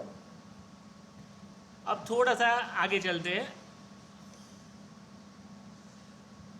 मैं एक प्रॉपर्टी को आपको दिखाता हूँ, उसको शॉर्टली बहुत अच्छी तरह याद रखना हो ना तो ब्रिटलनेस है, हार्डनेस है, ये अलग अलग प्रॉपर्टी है। तो मैं पहले ब्रिटलनेस की बात करता हूँ। जैसे कोई मटेरियल है जिसके अंदर बहुत ज़्यादा हार्डनेस आ गई है, जैसे हम लोग यहाँ पे किसी चीज़ को हीट ट्रीटमेंट देते हैं, उसके बाद उसके अंदर बहुत ज़्यादा हार्डनेस आ जाती है। अगर उसके अंदर हार्डनेस आने के बाद अगर अपन ने तुरंत ही यूज़ किया तो उसका बिल्कुल आपको सोसर की तरह फ्रैक्चर हो जाएगा। तो इसी फ्रैक्चर को बोला जाता है ब्रिटलनेस। मतलब जहाँ जिस मटेरियल में एक्सेसिव हार्डनेस आ गई हो उसी प्रॉपर्टी को ब्रिटलनेस बोला जाता है। तो ब्रिटलनेस नहीं आनी चाहिए नॉर्मल केस में। अब इससे क्या है, मतलब आपको प्रिडिक्शन भी नहीं होगा, ऐसा फेलियर इमीडिएट हो जाएगा। तो ये प्रॉपर्टी थोड़ा सा ध्यान रख के ये करना है। बाकी हार्डनेस इतनी लानी है कि आपका कार्य हो सके। तो हार्डनेस लाने के लिए आपको क्या करना है, प्रॉपरली हीट ट्रीटमेंट वगैरह देना पड़ेगा। तो मैं आपको हार्डनेस का आता है और तब जाके दिखाता हूँ। टफनेस किसे बोलते हैं? Toughness is often defined as a material's ability to absorb energy without cracking. मतलब जिस मान लीजिएगा आप किसी मटेरियल के ऊपर आपने लोड दिया, उसके अंदर एक एबिलिटी होनी चाहिए कि वो लोड को एब्सॉर्ब कर सके, नहीं तो ब्रेक हो जाता है। ठीक है ना। तो स्टील है वो मोर टफन है, कास्ट आयरन के ऊपर आप लोड दो वो ब्रेक हो जाएगी। तो कास्ट आयरन इज लेस टफन। ठीक है सर। राइट। हाँ, अभी मैं आपको एक फटीग से भी फेलियर होते हैं और क्रीप से भी फेलियर होते हैं। मैं आपको फटीग का एग्जांपल दूंगा, आपको बहुत मज़ा आएगा सुनने में। जैसे हमारे यहाँ एक मशीन है, न्यूमेटिक फोर्जिंग मशीन है, पावर हैमर। मतलब 22-25 साल से हम लोग यूज़ कर रहे हैं। उसके दो बाजू बेयरिंग से मोटर बीच में है, उससे चलता है, और राइट बाहर की साइड पे एक पुली लगाई हुई है। जैसे आपने देखा होगा सिविल स्ट्रक्चर में 2 पॉइंट लोड होते हैं और बाहर का जो एक स्ट्रक्चर होता है जैसे ओवर हैंगिंग बीम बोलते हैं, ओवर हैंगिंग स्ट्रक्चर है ये, ओवर हैंगिंग एक्सल है। एक्सल का जो ओवर हैंगिंग पार्ट है उसके ऊपर हमने बड़ा सा पुली लगाया हुआ था। 20-22 साल तक हमारी शाफ्ट चलती रही। आपको मैं जो बताने जा रहा हूँ उसको बड़ा मतलब मज़ा आएगा। 22 साल तक चलती रही और अंदर से धीरे धीरे धीरे धीरे करके फ्रैक्चर डेवलप हुआ और एक टाइम पे वो ब्रेक हो गया। नॉर्मल आपका स्ट्रेस है, उसका बेयर करने की कैपेसिटी है, उससे काफ़ी कम वैल्यू होती है। लेकिन होता क्या है कि इस प्रकार का स्ट्रेस होता है। जैसे मान लीजिए एक पुली से दूसरी पुली तक वो लोड लिया है, तो क्या होता है आधी साइकिल में टेंसाइल रहेगा। जैसे ही वो 180 डिग्री मूव होगी शाफ्ट, उसी के ऊपर कॉम्प्रेशन हो जाएगा। जैसे मैं आपको एक एग्जांपल दूँ कि जैसे दो बाजू दो रेलवे की एक्सल है, मान लीजिए 2 व्हील है और एक्सल बीच में है, राइट। अब एक्सल आधी, जैसे नीचे डब्ल्यू लोड का कोई चीज़ लगाया हुआ है, एक्सल अभी घूमेगी, लोड वहीं का वहीं डब्ल्यू रहेगा। तो आपकी एक्सल पे रिपीटेडली साइक्लिकली आपका स्ट्रेस चेंज होगा। जैसे मान लीजिए एक्सल 180 डिग्री आगे गई, मतलब आधा व्हील आगे गया, तो वही लोड डब्ल्यू नीचे जो रहा है उसके ऊपर एक्सल के ऊपर टेंसाइल फॉर्मेशन क्रिएट किया था। इसी तरह वो बाद में कॉम्प्रेशन में कन्वर्ट होगा। तो अगेन एंड अगेन साइक्लिकली ये रिपीट हो रहा है स्ट्रेस। मतलब एक आधी साइकिल में टेंशन आ रहा है, फिर से वो नॉर्मल कॉम्प्रेशन में आ रहा है, फिर से वो टेंशन, फिर से कॉम्प्रेशन। ये ओरिजिनल जो स्ट्रेस होता है उससे काफ़ी कम होने के बावजूद काफ़ी सारा यूज़ के बाद उसके अंदर फ्रैक्चर आ जाता है।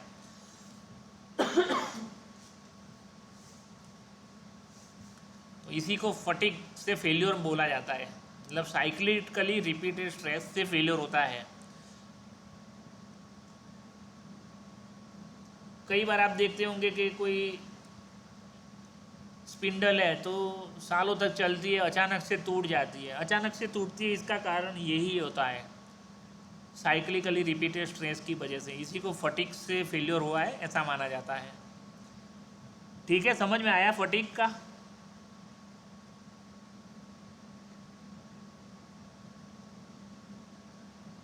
Ravi sir? Yes sir, yes, समझ में आया। हाँ। और एक क्रीप है, जैसे कोई मटेरियल है, जैसे मान लीजिए कि आपने छत पे एक पंखा लटकाया हुआ है, कंटिन्यूस आपने लोड रखा है, उसकी टाइम बहुत ज़्यादा लगेगा। एक एग्जांपल के तौर पे समझा रहा हूँ। ऐसे मैकेनिकल इंडस्ट्रीज़ में, मशीन्स वगैरह में कंटिन्यूस मान लीजिए एक ही टाइप का लोड रहेगा, लोड की जो स्ट्रेंथ है, मतलब लोड की जो ताकत है वो बहुत कम है, जो आपका अल्टीमेट स्ट्रेस है, लेकिन उससे बहुत कम स्ट्रेस में भी ये सालों तक पड़ा रहेगा और एक दिन आएगा जबकि वो आपका टूट जाएगा। जैसे मान लीजिए मैंने एक पंखा लगाया हुआ है छत के ऊपर, 50 साल, 60 साल, 70 साल तक रखा, एक दिन ऐसा आएगा कि वो पंखा क्लैंप में से क्लैंप पंखा को मतलब छोड़ देगा। ठीक है ना? तो इसको बोलते हैं पंखा कंटिन्यूसली हैंग किया हुआ है। ठीक है ना? तो आपका जो क्लैंप है वो ब्रेक हो जाएगा, तो ब्रेक होने के बाद वो फेल्योर आ जाएगा। तो it is one of the best example of creep. Continuous loading, कोई भी चीज़ को, अपनी फैन की एग्जांपल है, ऐसे इंडस्ट्री में भी काफ़ी सारे एग्जांपल है। कोई भी मटेरियल को अपनी कैपेसिटी से काफ़ी कम लोड दिया जाता है, सालों तक उसको उसी कंडीशन में रखा जाता है, फिर भी उसमें फेलियर आता है ड्यू टू क्रीप। ठीक है ना?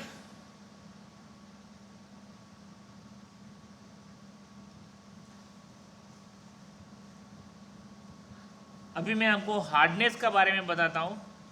कोई भी मटेरियल की हार्डनेस किससे बोलते हैं कि वो मटेरियल, जैसे मान लीजिए कि आप कोई लेथ मशीन चला रहे हैं, तो लेथ मशीन में आपको जिस जॉब को काटना है तो वो टूल है, tool should be harder.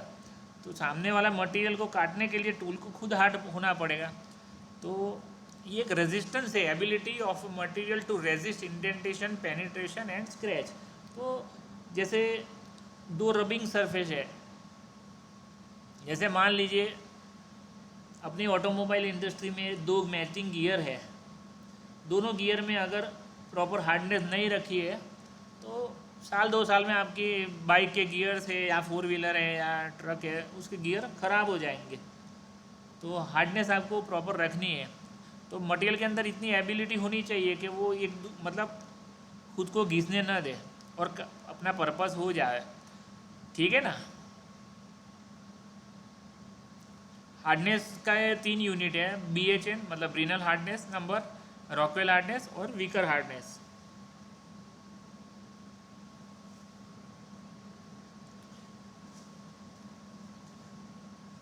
Stiffness, it is the resistance to elastic deformation, deflection. जैसे कोई बीम है, उसके ऊपर अपन ने लोड दिया, वो कितना रेजिस्ट करता है, बाद में वो अपना शेप, ओरिजिनल शेप डिफ्लेक्शन के बाद गेन कर लेगा। तो इसी तरह stiffness, it is the resistance to elastic deformation. Material stiff enough होना चाहिए, नहीं तो आपका बेंड हो जाएगा। बीम जैसे कैंटिलीवर बीम है, डब्ल्यू लोड आपने बीच में से दिया, या सिंपली सपोर्टेड बीम है, बीच में आपने डब्ल्यू लोड दिया, मान लो स्टिफनेस इनफ नहीं है तो डिफ्लेक्ट हो जाएगा, वो आपका पर्पस फुलफिल नहीं कर पाएगा। ठीक है ना? यहाँ मैंने एक डायग्राम रखा हुआ है, स्ट्रेस स्ट्रेन डायग्राम। एक माइल्ड स्टील का जो स्पेसिमेन है उसके ऊपर टेंशन दिया गया है, तो O से A पॉइंट तक ये लीनियरली बिहेव करता है। It is called proportional limit और लिमिट ऑफ प्रोपोर्शनलिटी। यहाँ तक स्ट्रेस और स्ट्रेन डायरेक्टली प्रोपोर्शनल करते हैं। उसके बाद में अगर A पॉइंट से आपने मटेरियल को लोड रिमूव कर दिया तो वो अपना ओरिजिनल शेप साइज ले लेगा। इवन A से बाद में B पॉइंट आता है, B पॉइंट है वो इलास्टिक लिमिट है, A से B के बीच में वो प्रोपोर्शनल नहीं यूज़ करता है, मतलब यंग्स मॉड्यूलस वहाँ वर्क नहीं कर पाता है, लेकिन फिर भी B तक वो अपना शेप एंड साइज वापस कर लेता है। It is elastic limit. लेकिन B के बाद में वो मटेरियल आपका प्लास्टिक स्टेज में आ जाएगा, वहाँ से आपका डिफॉर्मेशन स्टार्ट हो जाएगा। तो वो मटेरियल फिर बी के बाद आगे जाएंगे, beyond B material will not regain its original shape and size. Point D है जहाँ पे आपका मैक्सिमम अल्टीमेट स्ट्रेस है, और डी के बाद में और भी आपने खींचना चालू किया तो वो ई पॉइंट पे आके फ्रैक्चर हो जाएगा, ब्रेक हो जाएगा। ठीक है,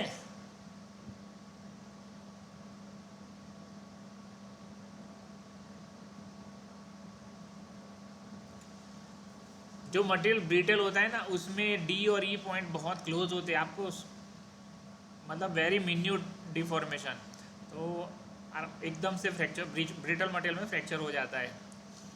और डक्टाइल मटेरियल में दोनों के बीच में गैप रहती है। जैसे अपन ने जो यहाँ एग्जांपल लिया है वो डक्टाइल मटेरियल है, स्टील, माइल्ड स्टील स्पेसिमेन है।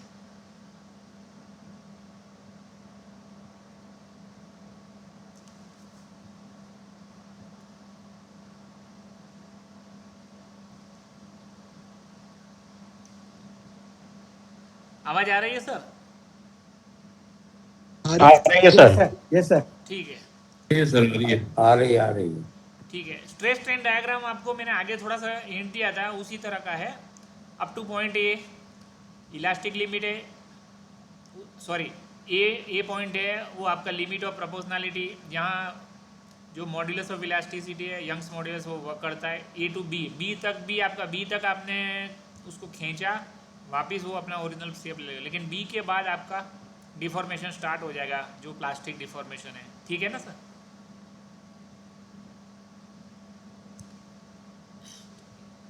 और बाद में आगे फिर अल्टीमेट पॉइंट स्ट्रेस आएगा जो डी है, डी जहाँ स्ट्रेस की वैल्यू मैक्सिमम है। फिर उसके बाद में आपको लोड इतना भी नहीं देना है, थोड़ा सा भी कम करते जाएंगे तो ई पॉइंट तक आगे आके वो मटेरियल का फ्रैक्चर हो जाएगा।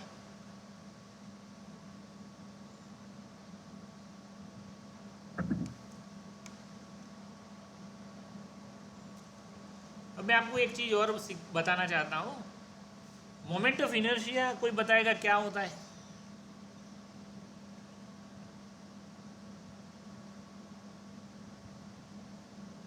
Body remain in the same position until and unless the force is given to the body. Moment of inertia is That is Newton's first law. That is Newton's first law. If a body is in motion, it continues in motion. Or is in rest position until any force is applied on it, it can't move. It could not move. ठीक है। जो inertia, moment of inertia में यहाँ पे आपको दो प्रकार के मोमेंट ऑफ इनर्शिया का डिस्कशन होता है नॉर्मली अपना strength of material point of view. एक मास मोमेंट ऑफ इनर्शिया और एक एरिया मोमेंट ऑफ इनर्शिया। हम जब अप्लाइड मैकेनिक्स सब्जेक्ट पढ़ते थे तब ये बहुत इम्पोर्टेंट था। एक्चुअली क्या इसका बहुत यूज है, बहुत इम्पोर्टेंट यूज है, इसीलिए मैं आपको इसके बारे में थोड़ा बताता हूँ। मैं यहाँ एरिया मोमेंट ऑफ इनर्शिया लिया है। एरिया जैसे मान लीजिए कि एक्स लाइन है, उसके ऊपर मैंने कोई एक रेक्टेंगुलर पीस रखा हुआ है, तो एक्स के अराउंड मोमेंट ऑफ इनर्शिया अगर लेना है तो वो ग्रेविटेशनल पॉइंट होगा, जो ग्रेविटी पॉइंट जी पॉइंट होगा उनका सी जी से आपको वो डिस्टेंस है उसका परपेंडिकुलर डिस्टेंस, तो उसका स्क्वायर तक लेना है। जैसे एरिया का यूनिट आएगा मीटर स्क्वायर, डिस्टेंस का आएगा, एक बार लिया उससे मीटर और अगेन मल्टीप्लाई करो और मीटर, मतलब आ गया m⁴ आ गया। ठीक है ना? जैसे मास इंटू डिस्टेंस करेंगे तो आपको मोमेंट मिलेगा, लेकिन अगेन डिस्टेंस से मल्टीप्लाई करेंगे तो मास मोमेंट ऑफ इनर्शिया मिल जाएगा। ऐसे ही area into distance again into distance, तो एरिया का यूनिट है metre square, distance one time distance लिया तो मीटर, दूसरी बार भी मीटर लिया तो आपका m², तो m⁴ आ गया। ठीक है ना? मैं आपको एक एग्जाम्पल में एक इंडियन स्टैंडर्ड में से निकाल के लाया हूँ, IS 808 से। उसमें एक चीज़ बताई हुई है, आई बीम मैंने लिया हुआ है, दिख रहा है सबको आई बीम?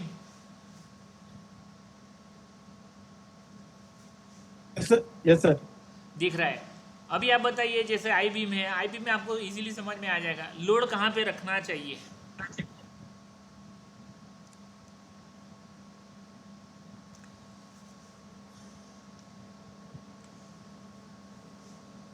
आपने देखा ऊपर की साइड वाई लिखा हुआ है। जैसे अपना सिविल स्ट्रक्चर है, सिविल स्ट्रक्चर में जैसे घर में जैसे मान लीजिए कि 40 फीट या 35 फीट का लंबा हॉल है, तो बीच में एक बीम का सपोर्ट दिया जाता है, ISMB Indian standard medium beam. तो मीडियम बीम, हैवी बीम, इस तरह की रिक्वायरमेंट लोड के ऊपर सिविल स्ट्रक्चरल इंजीनियर डिसाइड करता है, उस टाइप का बीम लगाया जाता है। मैं यहाँ एक मीडियम बीम का आपको एग्जांपल दे रहा हूँ। जैसे मान लीजिए MB 100 लिया हुआ है, सबसे पहला डेजिग्नेशन लिखा हुआ है, ठीक है ना।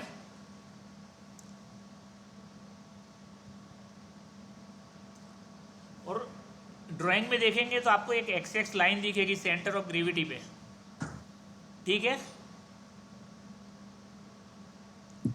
इसका सेंटर ऑफ ग्रेविटी कहाँ आएगा? ये सिमेट्रिकल सेक्शन है कि नहीं है?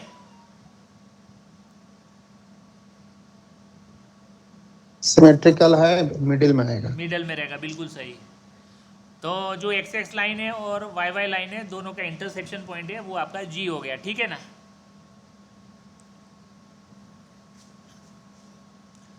अब मान लीजिए इस पे लोड रखा है, इसी कंडीशन में वर्टिकली लोड दिया जाता है। तो आप देखिए एक सेक्शनल प्रॉपर्टीज करके लिखा हुआ है, वहाँ MB 100 वाला देखिए सबसे पहले कितना दिख रहा है, cm⁴, cm का 4 पावर में है, कितना आ रहा है MB 100 में? Ix कितना है?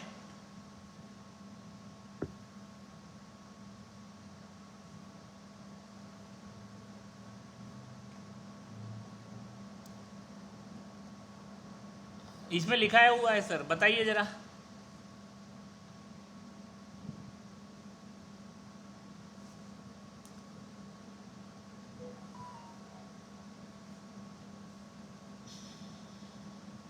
वन 183 है, ठीक है ना। और IY की वैल्यू केवल 12.9 है। तो एक्स एक्सिस पे अगर रख के वर्टिकली लोड लिया जाएगा तो ये बहुत ज़्यादा लोड बेयर कर पाएगा। यही चीज़ को ये मतलब बताता है कि आपकी कहाँ कैसे लोड लेना है। आई सेक्शन में तो आपको क्लियर समझ में आ जाएगा, लेकिन अगर चैनल सेक्शन है तो चैनल सेक्शन में कहाँ लोड देना है। चैनल सेक्शन में आप देखिए XX और YY, G बीच में आ रहा है इस साइड, ठीक है ना। तो चैनल सेक्शन में लोड कई जगह ऐसा यूज़ करते हैं कि चैनल को कैसे लगानी है ताकि वो लोड बेयर कर सके, वो गड़बड़ करते हैं हम लोग। सिविल वर्क है, मैकेनिकल वर्क है, कई जगह प्रैक्टिकली ये सब चीज़ें हैं। तो किस तरह इसकी दोनों जो ऊपर नीचे की फ्लेंज है और बीच वाली जो वेव है, तो किस तरह चैनल लगानी चाहिए उसके बारे में ही है। आप देखिए अगर x के ऊपर परपेंडिकुलर जैसे y है, वहाँ पे लोड अगर दिया तो आपका लोड बेयर करने के लिए इसकी मोमेंट ऑफ इनर्शिया कितनी है? 78.5 है, ठीक है ना। और y की है 12.9। अगर मान लीजिए ये चैनल को मैं 90 डिग्री रोटेट कर दूंगा तो इसकी load bearing capacity 12.9 moment of inertia के y आ जाएगा, yx हो जाएगा, तो आप लोड कम बेयर कर पाएंगे।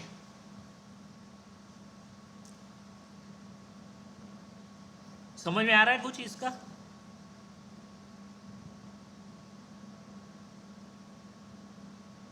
सर पेपर ऑब्जेक्टिव टाइप है तो कृपया थोड़ा जल्दी पढ़ाए।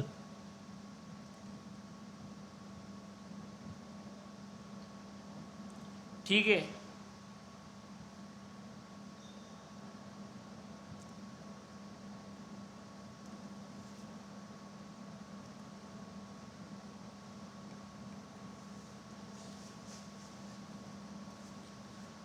इसमें कुछ डाउट हो तो बताइए।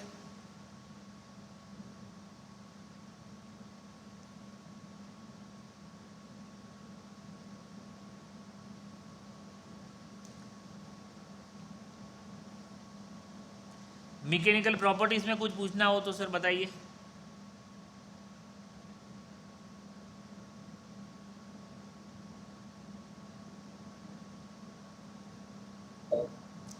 सर क्या सर? नेक्स्ट करिए सर। क्लियर नहीं आ रही सर आपकी आवाज़।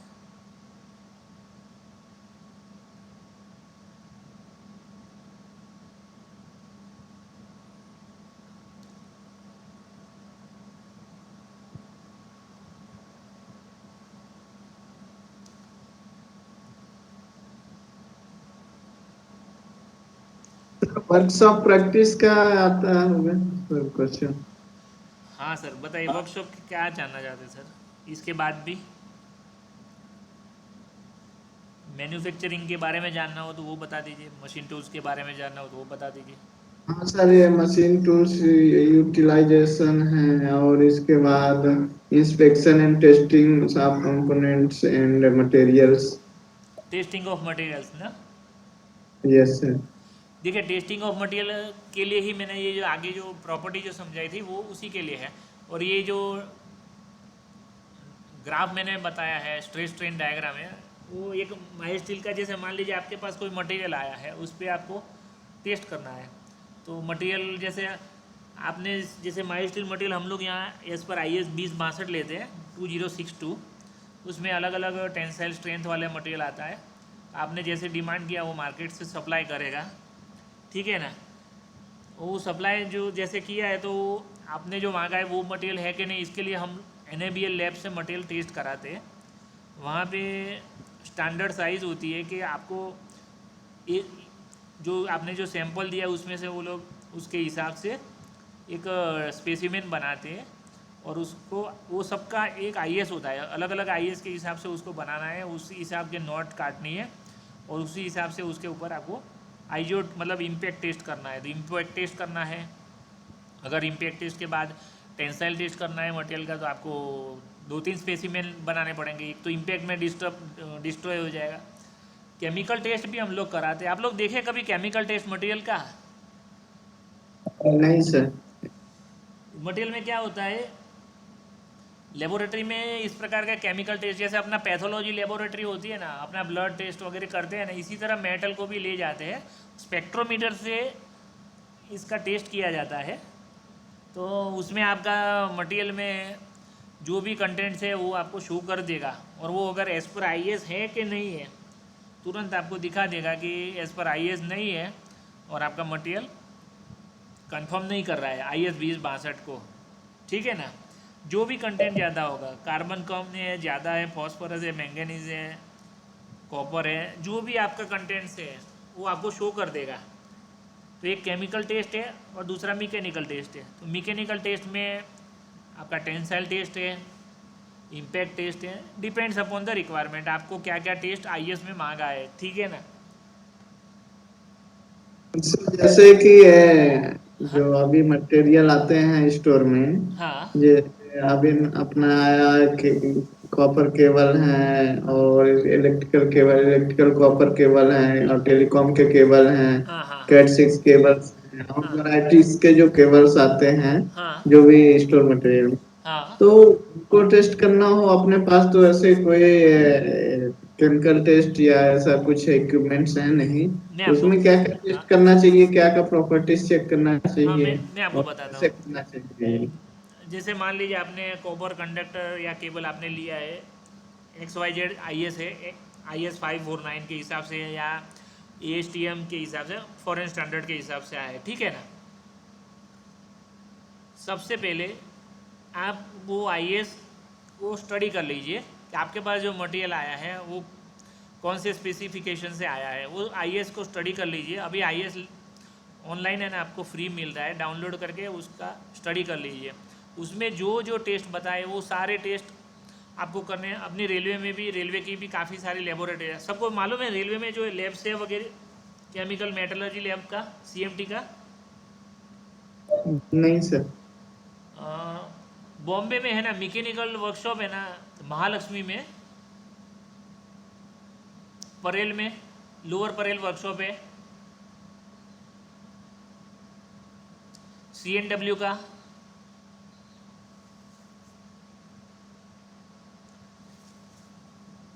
CNW वर्कशॉप देखा ना लोअर परेल में? हाँ देखा है सर। हाँ, वहाँ पे लैब है। तो आप अपना मटेरियल परचेस ऑर्डर नंबर ले जाइए, अपना स्पेसिमेन जो भी है उसमें से निकाल दीजिए, ACMT साहब से बात कर लीजिए। वो अपने SSC जो है मेटलर्जिस्ट होते हैं, स्पेशली उनको यही काम है मेटलर्जी का कि टेस्टिंग ऑफ मटेरियल। अपने को केवल नॉलेज है, अपना रोल ऐसा है कि जैसे अपन मेडिकल रिपोर्ट करने जाते हैं तो किसके पास जाते हैं, पैथोलॉजिस्ट के पास जाते हैं ना। इसी तरह ये मेटलर्जिस्ट होते हैं, वही इसका काम करते हैं। तो आपको उनके पास जाना है लेबोरेटरी में। रेलवे की लैब है, एक अजमेर में है, वहाँ भी बहुत बड़ी लैब है, दूसरी परेल में है, ठीक है। तो आपको ये रेलवे से भी काम हो जाएगा। अगर आप प्राइवेट लैब जैसे NABL एक्रीडेटेड लैब से आप नेट पे सर्च मारेंगे, बहुत सारी लैब मिल जाएगी, वो भी बहुत बढ़िया तरह से गवर्नमेंट अप्रूव्ड लैब भी होती है। यहाँ अहमदाबाद में हम लोग ऑडो से कराते हैं, ऑडो अहमदाबाद में NABL लैब है, इसमें काफ़ी बढ़िया तरीके से आपका टेस्टिंग का काम होता है। इवन राइट्स वाले भी अपने मटेरियल टेस्ट करने के लिए यहाँ आते हैं। बाकी CPET अहमदाबाद है, वहाँ भी लैब है, वहाँ भी आप जैसे हर एक के पास अलग अलग फैसिलिटी होती है। नॉर्मली आपको पूछ लेने का कि ये हमें ये चेक करना है, तो आपके पास फैसिलिटी है क्या, क्योंकि रिक्वायरमेंट के हिसाब से वो लोग अपनी लैब रखते हैं। जैसे फूड चेकिंग के लिए अहमदाबाद में एक और लैब है NABL लैब, वहाँ फूड रिलेटेड वर्क होता है, लेकिन अपना मटेरियल रिलेटेड है जैसे मेटल्स वगैरह का, तो NABL लैब है ऑडो में, वहाँ से कराते हैं। तो आपको लेबोरेटरी टेस्ट कराने का, और आपने जो स्पेसिफिकेशन इंडेंट में है या परचेस ऑर्डर में है, उसको पूरा स्टडी करके जितना आपको टेस्टिंग कराना वो सारा आपको उनको देना पड़ेगा। तो आपका वो सैंपल जाएगा, उसके हिसाब से वो लोग टेस्ट करेंगे। आफ्टर इट आपको रिपोर्ट देंगे, तो रिपोर्ट के बाद में आपको मटेरियल आपका स्पेसिफिकेशन को मैच कर रहा है कि नहीं कर रहा है वो पता चलेगा। उसके बाद आप अगर मैच नहीं कर रहा है तो आप रिजेक्ट कर सकते हैं, ठीक है ना।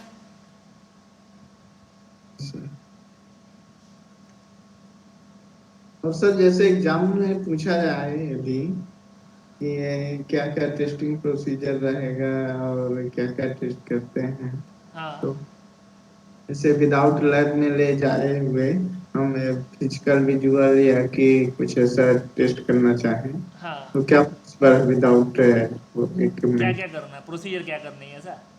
हाँ प्रोसीजर में देखिए सर, अपने को सबसे पहले जैसे आपके पास एज पर परचेज ऑर्डर सामान आया, आप पहले उसका स्पेसिफिकेशन चेक कर लीजिए, क्या क्या अपन ने रिसीव करना है। अपने को स्पेसिफिकेशन चेक करके उसका जो IAS या इंटरनेशनल स्टैंडर्ड जो भी है, DIN स्टैंडर्ड है या ASTM स्पेसिफिकेशन है या AISI स्पेसिफिकेशन है। हमारे पास जैसे मान लीजिए मेटल प्लेट्स आती है स्टील अथॉरिटी ऑफ इंडिया से, या फिर बाहर से कोई सप्लायर हमें सप्लाई करते कॉन्ट्रैक्टर, तो वो जो सप्लाई करते वो बोलते हैं कि IS 2062 है, हमने बराबर सप्लाई किया। लेकिन हम जब उसको लेबोरेटरी में टेस्ट कराते हैं तो हम लिख देते हैं कि भाई हमें ये मटेरियल है, इसको टेस्ट करना है आपको। तो वो लेबोरेटरी वाले उसका सैंपल लेते हैं अपने से, और हम लोग सैंपल उनको दे देते हैं। वो सैंपल के इस ऊपर उनके टेस्ट कंडक्ट करते हैं, और टेस्ट कंडक्ट करने के बाद वो लोग रिपोर्ट देते हैं। वो रिपोर्ट भी बहुत ज़रूरी है आप अपनी सेफ्टी के लिए, और आपको वो रिपोर्ट के हिसाब से ही आपको मटेरियल एक्सेप्ट और रिजेक्ट करना है। अगर वो कंप्लाई नहीं करता है तो आप बिल्कुल रिजेक्ट कर सकते हैं।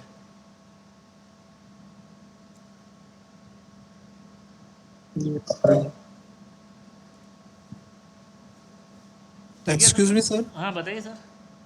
हाँ सर, हमारे पास में 3 टाइप के केबल रूट मार्कर आते हैं। हाँ हाँ पहले आते थे लोहे के, अच्छा, उसके हाँ, बाद में आने लगे सीमेंट के, और उसके बाद में अभी FR4 मटेरियल के भी आते हैं। अब इसका जो माल, इसका जो भी हमारे पास में सप्लाई अगर हो, तो उसका हम लोग किस तरह से सुनिश्चित कर पाएंगे मटेरियल को, क्योंकि जो हमने तो EC सॉकेट जो होते हैं ना, हाँ, EC सॉकेट भी मैंने FR फाइबर रेजिन्स मटेरियल के देखे हैं। अच्छा, हाँ, पहले मेटलिक आते थे। बराबर। तो सर वो जो मटेरियल जो है, उस मटेरियल को किस तरह से हम लोगों को उसका टेस्ट करवाना चाहिए।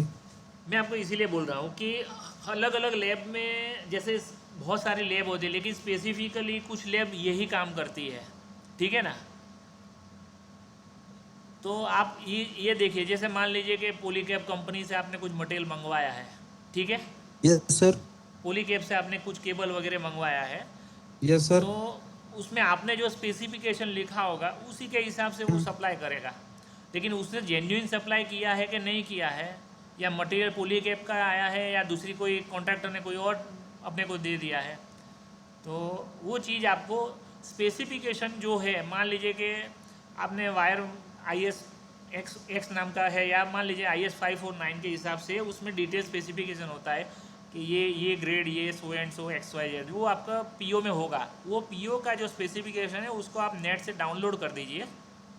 Yes sir. अगर नेट से डाउनलोड नहीं होता है तो उसका स्पेसिफिकेशन आपको ये ब्यूरो ऑफ इंडियन स्टैंडर्ड, अगर इंडियन स्टैंडर्ड का है तो उसकी ऑफिस है, वहाँ से आपको पेमेंट पे आपको IS मिल जाएगी कॉपी, ठीक है ना। Okay sir. वो कॉपी लेके आप पूरा स्टडी कर लीजिए। आपने जो ग्रेड का मटेरियल मांगा है वो ग्रेड का मटेरियल आप उससे लेबोरेटरी में भेजिए कि भाई हमने ये मटेरियल मांगा है, उसने ये सप्लाई किया है, 1 रुपया इसको टेस्ट करें कि ये हमारे हिसाब से कंप्लाई, मतलब हमारे रिक्वायरमेंट के हिसाब से है कि नहीं। फिर वो जो मेटलर्जिस्ट होता है वो हर चीज़ उसी के हिसाब से पैरामीटर को चेक करेगा, और आपके पैरामीटर फुलफिल कर पाता है कि नहीं वो आपको रिपोर्ट राइटिंग में देगा। उसके बाद आपको मटेरियल एक्सेप्ट करना है।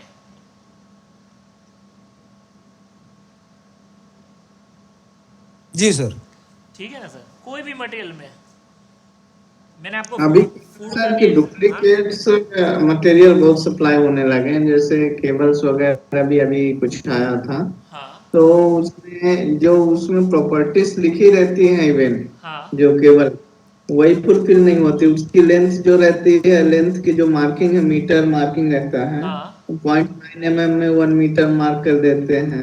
हाँ उसका जो गेज लिखा रहता है हाँ कि जैसे WG23, जबकि हाँ मेजर करते हैं WG27 गेज आता है। हाँ हाँ हाँ और क्वालिटी का तो हमें पता ही नहीं चल पाता, लेकिन फिर भी जो फिजिकल या विजुअल हम मेजर कर सकते हैं वो मेजर करते हैं, उस वही नहीं वो होता, जबकि रेप्यूटेड कंपनी का उसमें नाम लिखा है।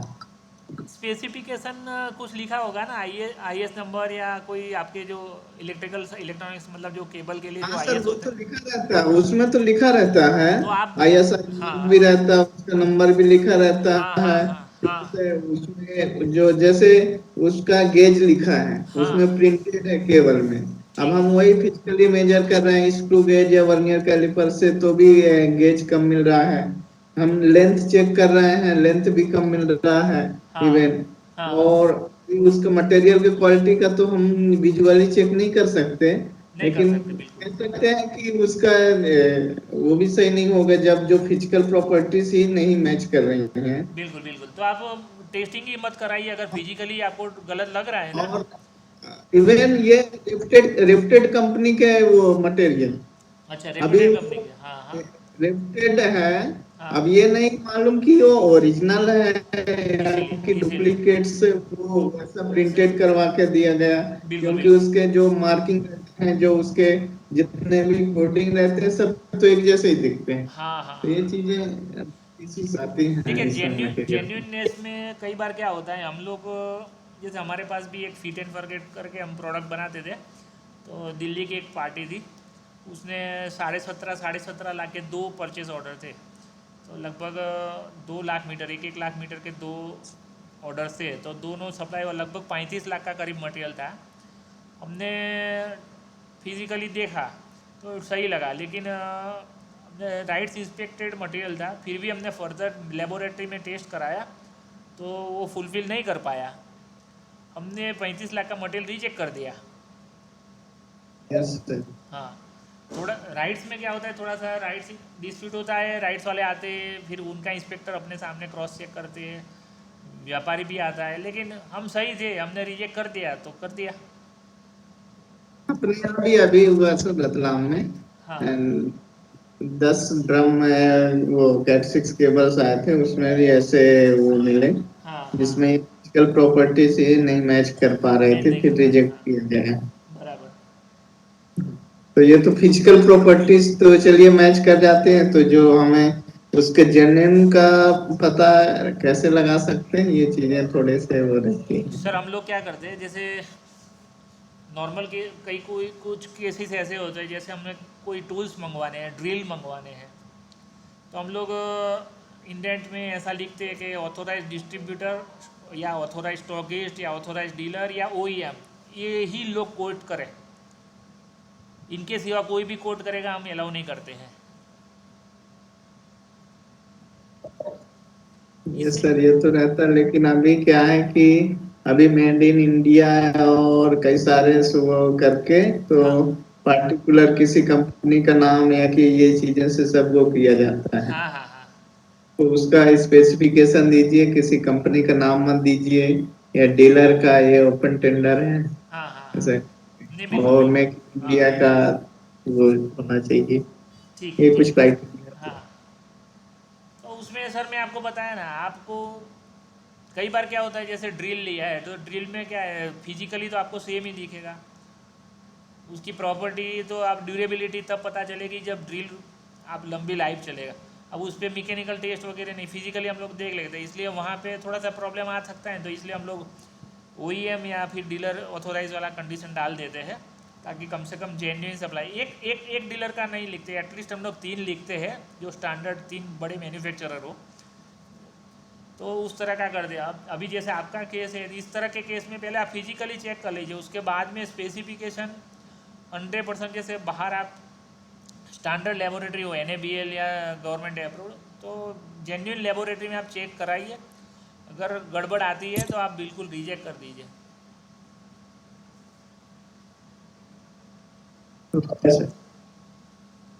ठीक है सर, और कुछ?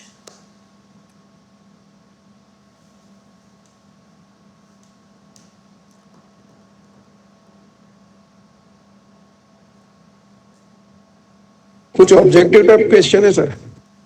हाँ बताइए।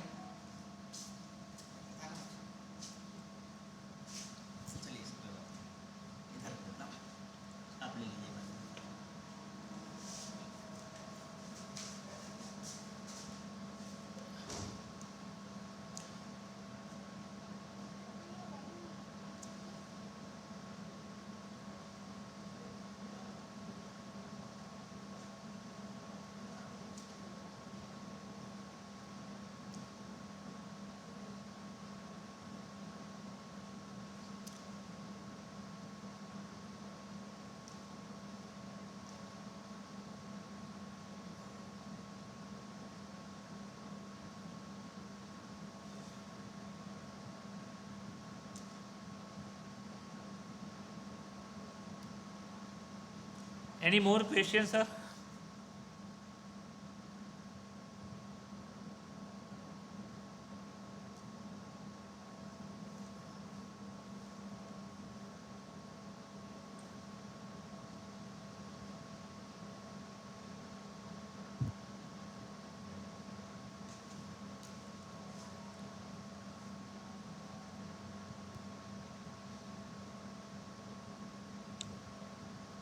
इससे रिगार्डिंग कोई ऑब्जेक्टिव है? हाँ अगर सर किसी के बताइए। पास हो तो ग्रुप में डाल दीजिए। ऐसा कर लीजिए। सर आपके पास है? क्या जी सर, ग्रुप में नंद किशोर साहब है, साहब आ गए प्रशांत जी कुछ नंद किशोर साहब, वो तो इनको कुछ ग्रुप में कुछ क्वेश्चन दे रहे हैं, आंसर बताने को। एक किसी को बुलाना है? हाँ फ्री हो गए वो, हाँ फ्री बुला लेंगे। हाँ अब तो ये टाइम भी हाँ एक किसी को बुला हाँ प्रशांत कपड़ा हो कुछ? मैं आपका से बताइए क्या करना है। अरे ये वो देख के गया ना, वो क्या नाम,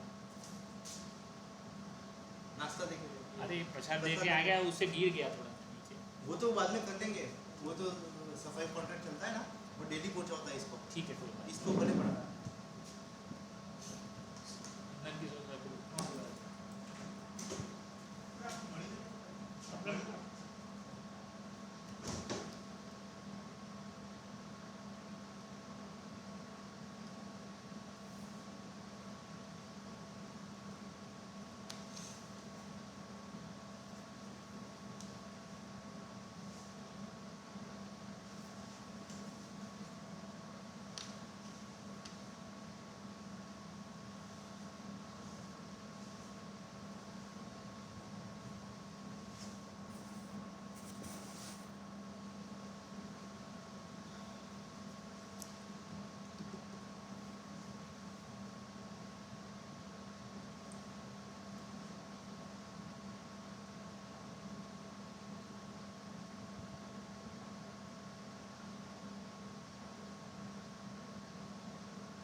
सर ये स्ट्रेंथ ऑफ मटेरियल में इतना ही सिलेबस है?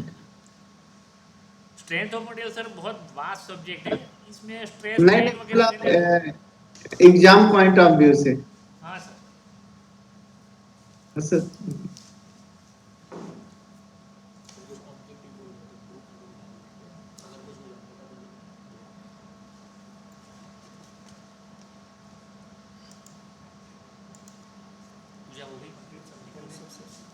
हेलो, ये स्टोर्स, ये जो अपना मटेरियल से संबंधित अगर क्यू बैंक अगर मिलेगा ना कुछ ऑब्जेक्टिव टाइप के, तो मैं ग्रुप में शेयर कर दूंगा। अभी तो क्या है, आपने जो पढ़ा है ना, इनके पास थ्योरी का मटेरियल ही है। ऑब्जेक्टिव टाइप का जैसे इनके पास जैसे करेंगे ना, कुछ बनाएंगे तो देंगे, तो मैं आपको शेयर कर दूंगा, ठीक है। इसके अलावा किसी और कुछ पूछना है? आवाज आ रही मेरी सबको? नरेंद्र जी, आ रही है सर, आ रही है आपकी। एक्चुअल में क्या है कि साहब ने जो पढ़ा है ना, अभी इनके पास थ्योरी का मटेरियल ही है, और ऑब्जेक्टिव का कुछ होगा तो मैं शेयर करता हूँ। वैसे अभी तक वर्कशॉप में इतने कोई क्वेश्चन आया नहीं है, एक दो बेसिक फिजिक्स के जरूर क्वेश्चन अपने रहे हैं ऑब्जेक्टिव में, तो वो अपन शेयर कर लेंगे बाद में ना। इसके अलावा कुछ तो नहीं जाना ना। और ये जो थ्योरी जो पढ़ी वो मैं शेयर कर दूंगा आपको पीडीएफ बना कर। ओके सर, ये एससीएम का पीपीटी जरा शेयर कीजिए ना। है एससीएम का? एससीएम का पीपीटी। एससीएम का पीपीटी वो एससीएम ही करा मैंने, वैभव जी को बोला था, सुबह बात करी थी, मैसेज भी डाला था, तो बोले नहीं यार मैंने उसी से पढ़ा है, तो मैं बात कर लूंगा कि आपने जो पढ़ा था सब जो पीपीटी काम में ली वो एक बार दे देगा। लेकिन उन्होंने तो बोला जो नंदकिशोर जी को ऑलरेडी भेजा हुआ हूँ करके। वो मेरे को एससीएम की कॉपी दे दी भाई लोगों, वो आप लोगों के पास भी है, डाउनलोडेबल है, कहो तो मैं डाल दूंगा। मेरे पास जो डाला उन्होंने एससीएम की कॉपी ही डाल दी है सेम। नहीं वो तो ऑलरेडी डाले हुए हो, लेकिन पीपीटी कहाँ डाले हो? वो पीपीटी नहीं दी ना, इसीलिए तो मैं बोल रहा हूँ। वो बोले कि पीपीटी ही है, ओके वही वाला मटेरियल उससे ही लिया है। मैंने उनको ये बोला कि आपने भले ही उससे बनाया, लेकिन वो क्या शॉर्ट में अच्छा है, आप एक बार दे दो थोड़ा सा। हाँ बिल्कुल, मैं बात करता हूँ उनसे ना। हाँ सर, जरा प्लीज जरा बात करिए, दोबारा बात वो कीजिए, मैं बात वो करके लिख के आपको देंगे। देता हूँ। हाँ ठीक है सर। तो आज की क्लास अपन यहीं पे एंड करते हैं। ये मटेरियल पे कुछ क्वेश्चन होंगे तो मैं आपको शेयर कर दूंगा ग्रुप में ना। और ये जो पढ़ा है जो थ्योरी पोर्शन है, ये वाला भी मैं आपको पीडीएफ बना के दे देता हूँ, ठीक है। कल की तो छुट्टी रहेगा ना सर? हाँ कल की छुट्टी रहेगी, कल एनएच है, परसों क्लास रहेगी वापस सुबह 9 बजे, हाँ ठीक है। 12 तारीख को, ठीक है। Okay sir, okay, thank you. Thank you, thank you sir. Thank you sir, thank you, welcome. Thank you sir. Thank you. Thank you sir. वो